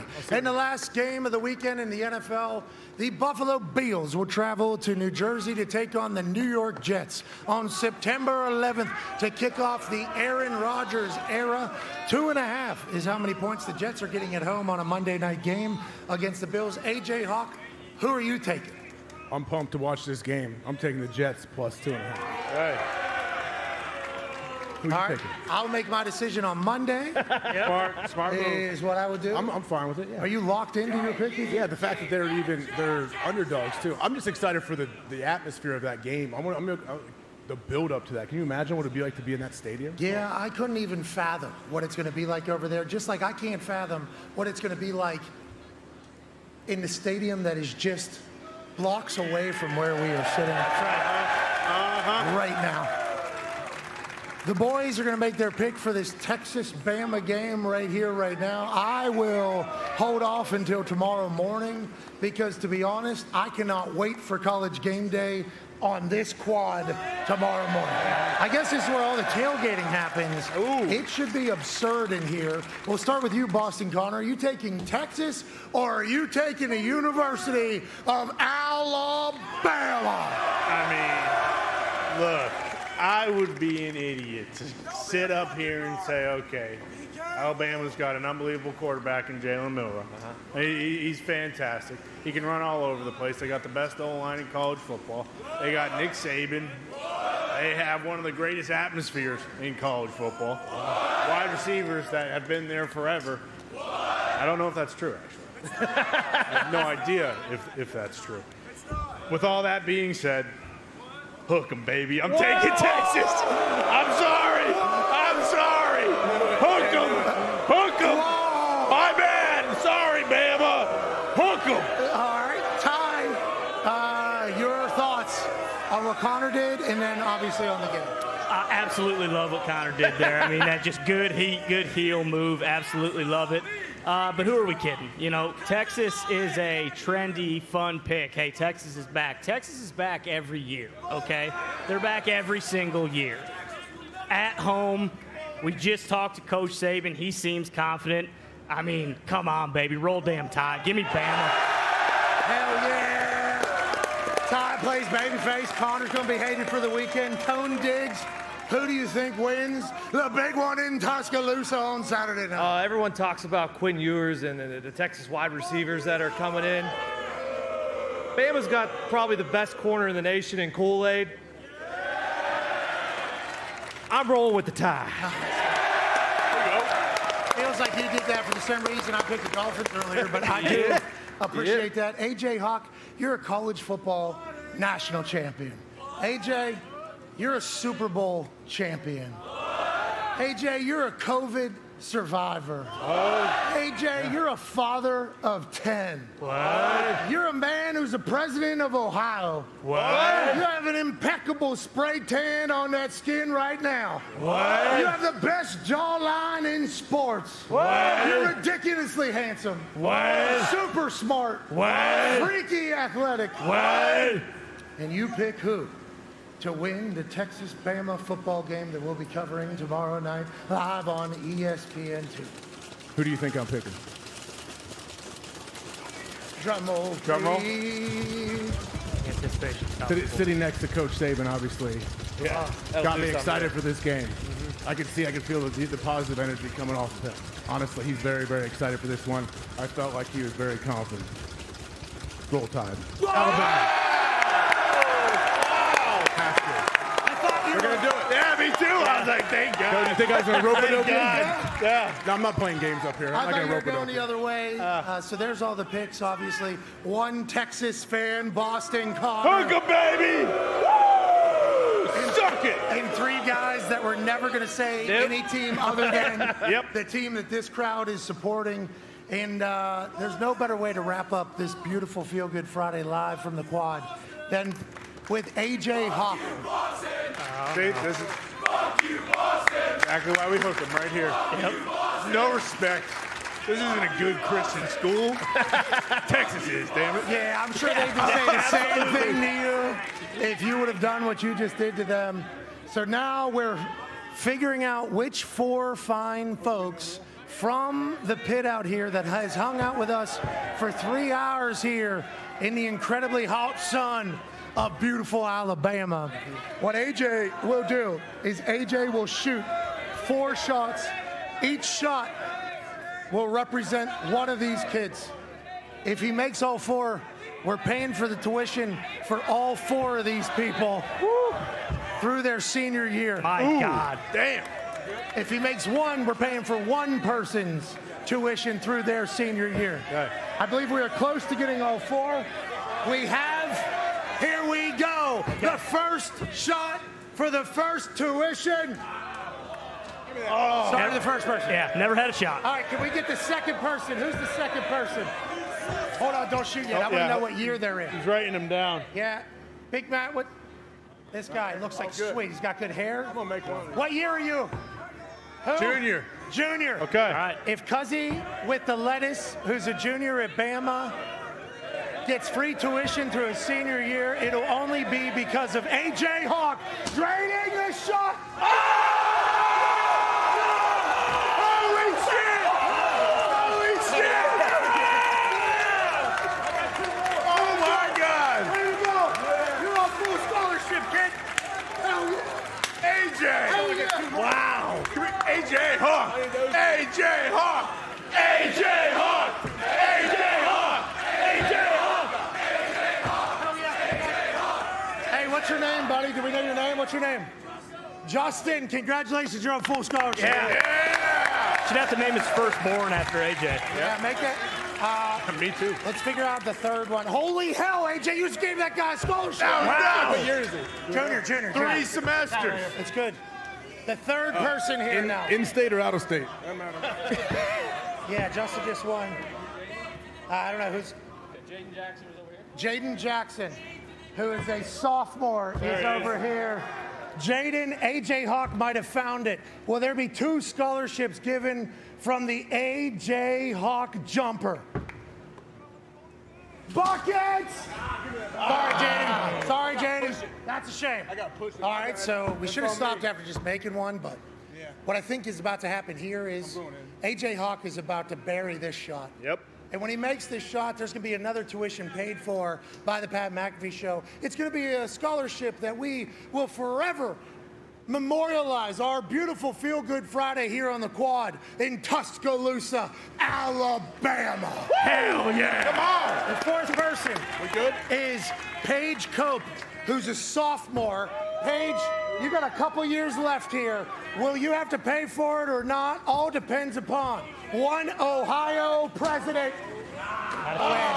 Sorry, Paige. Anyways, hey, we hope you had a good time today. To propel ourselves into an immaculate weekend with Texas, Bama being the headline here, and Cowboys, Giants being prime time on Sunday, and then Bills, Jets prime time on Monday. Woo! We are about to have the greatest weekend we have had in months. Yeah. It has been since February 12th, 2023, when the Super Bowl has taken place. And obviously, looking ahead to Super Bowl Sunday is something that everybody does with big hopes and dreams, realizing that it's the last time seeing football for months and months and months. Now, we're staring down a packed weekend from Saturday through Monday night of incredible football and good times. Let's win all of our bets. Let's have all of our drinks go down smooth. Hell yeah. Let's have all of our dumps be smooth and our peas be full. Our sneezes fantastic and blessed. Ladies and gentlemen, to propel us into the greatest weekend of all time, absolute icon, a man with hundreds and hundreds of millions of streams on all the platforms. Light Ranching, Parker McCollum, play us into the weekend.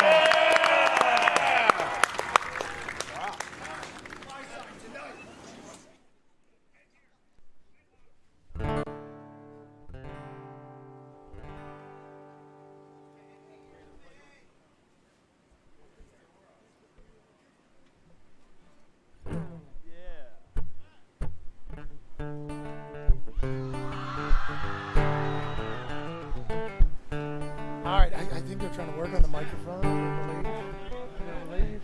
Big wheels keep on turning. Carry me home to see my kin. Oh, here we go. Singing songs about the Southland. Miss Alabama, and once again I think it's a sin. Come on.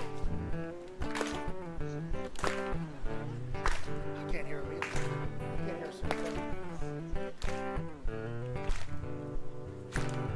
Well, I heard Mr. Young sing about it. Well, I heard O'Neal don't put it down. But I hope Neil Young will remember. A Southern man don't need him round anyhow.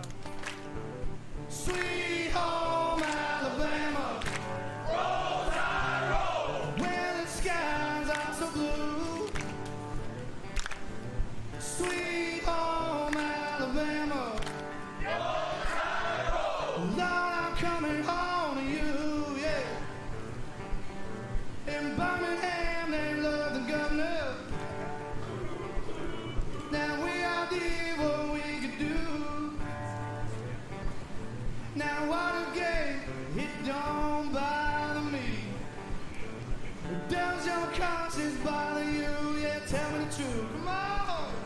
Sweet home Alabama. Roll Tide, roll. Where the skies aren't so blue. Sweet home Alabama. Roll Tide, roll. Lord, I'm coming home to you.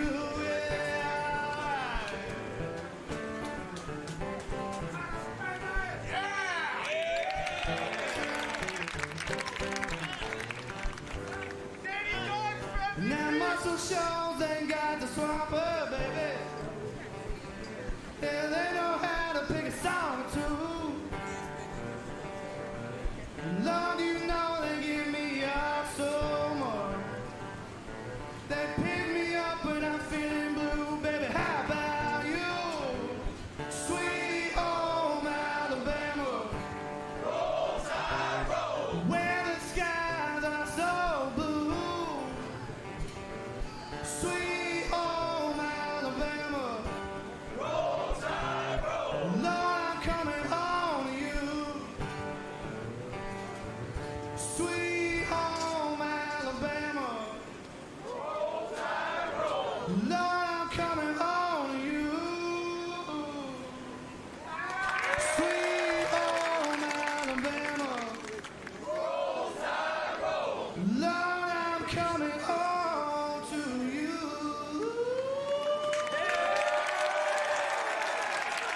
Thank you so much. Hell yeah, Parker, thank you. And one last time as we get out of here.